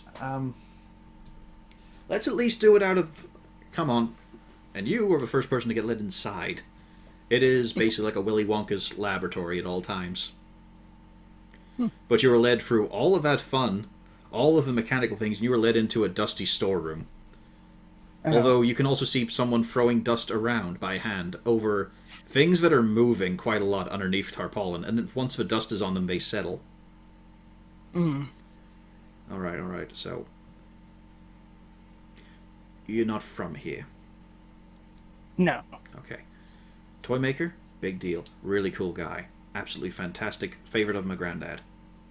Oh, you met him? Yeah, okay, yes. Anyway. He does something we don't know. We are not in the castle. We are not part of the court. He's gone. All his stuff? Locked up. All mentions of him? Gone. Okay? Alright. You just brought me something that has been gone away for a long time. Now, usually that's great. That's celebratory. Cool, something new and weird and amazing. And this definitely looks like all of those things, except no one in the castle for quite a while, I think for most of my dad's life, wanted any mention of Toymaker or Toymaker products. The only thing they've left around here are what he made to protect the city. Like, you've seen the ballistas out front and all, and on the towers. Oh, and like the water purification system. I have no idea what that is. I'm sure it's very impressive and incredibly well made because he was a very talented man and honestly a master of what he did. However, for some reason, he is now banned. And has been for quite some time. So this is very lovely. I am also very worried about having it on my property. Now, I'm sure no one would be able to recognize Mrs. Toymaker could. I don't think he signed the bottom or anything. It'd be rude to check. And Ogdenga and Ole might be a bit more adamant about stating their creator. No, I'm sure they're very happy to be wherever they want, but they'll probably tell anyone. You realize, yes, that's one of the first things they said. Yep. So, you're a very lovely lady. You're a very large, intimidating man. I'm also quite lovely. She's very intimidating. I can be. She was. Anyway. Yes, okay, so. I cannot home them, but if you tell me where you live, or some other place you are comfortable in speaking that is also private and discreet and does not have people walking around at all times, I will be happy to discuss this and do a little study for you. But I cannot be seen in public having this in my property. Well, our house is the former brothel. Would that be the place? You have to narrow it down. We have a very stressful work life, so we do blow off some steam. The one that originally had a big hole in the roof. Oh, okay, yeah. That's where 3 of my half-brothers came from. Ah. But would that be suitable to discuss this? Yes, that's perfectly fine. All right, and I thank you for your time and your business. Okay, will you be there around... We'll do it tomorrow. Say around after lunch. I'm able to skite off here. Sounds good. Yes. Because I'm very appreciative. This is a very interesting thing. You came to the right people for it. It's just... Right. The powers that be. I understand. Yeah. But thank you. Please put it away. And anything else I can help you with? No, that was it for now. You sure? Although, no, that question will have to be for tomorrow. Okay, I mean, if you want, we could get you matching outfits.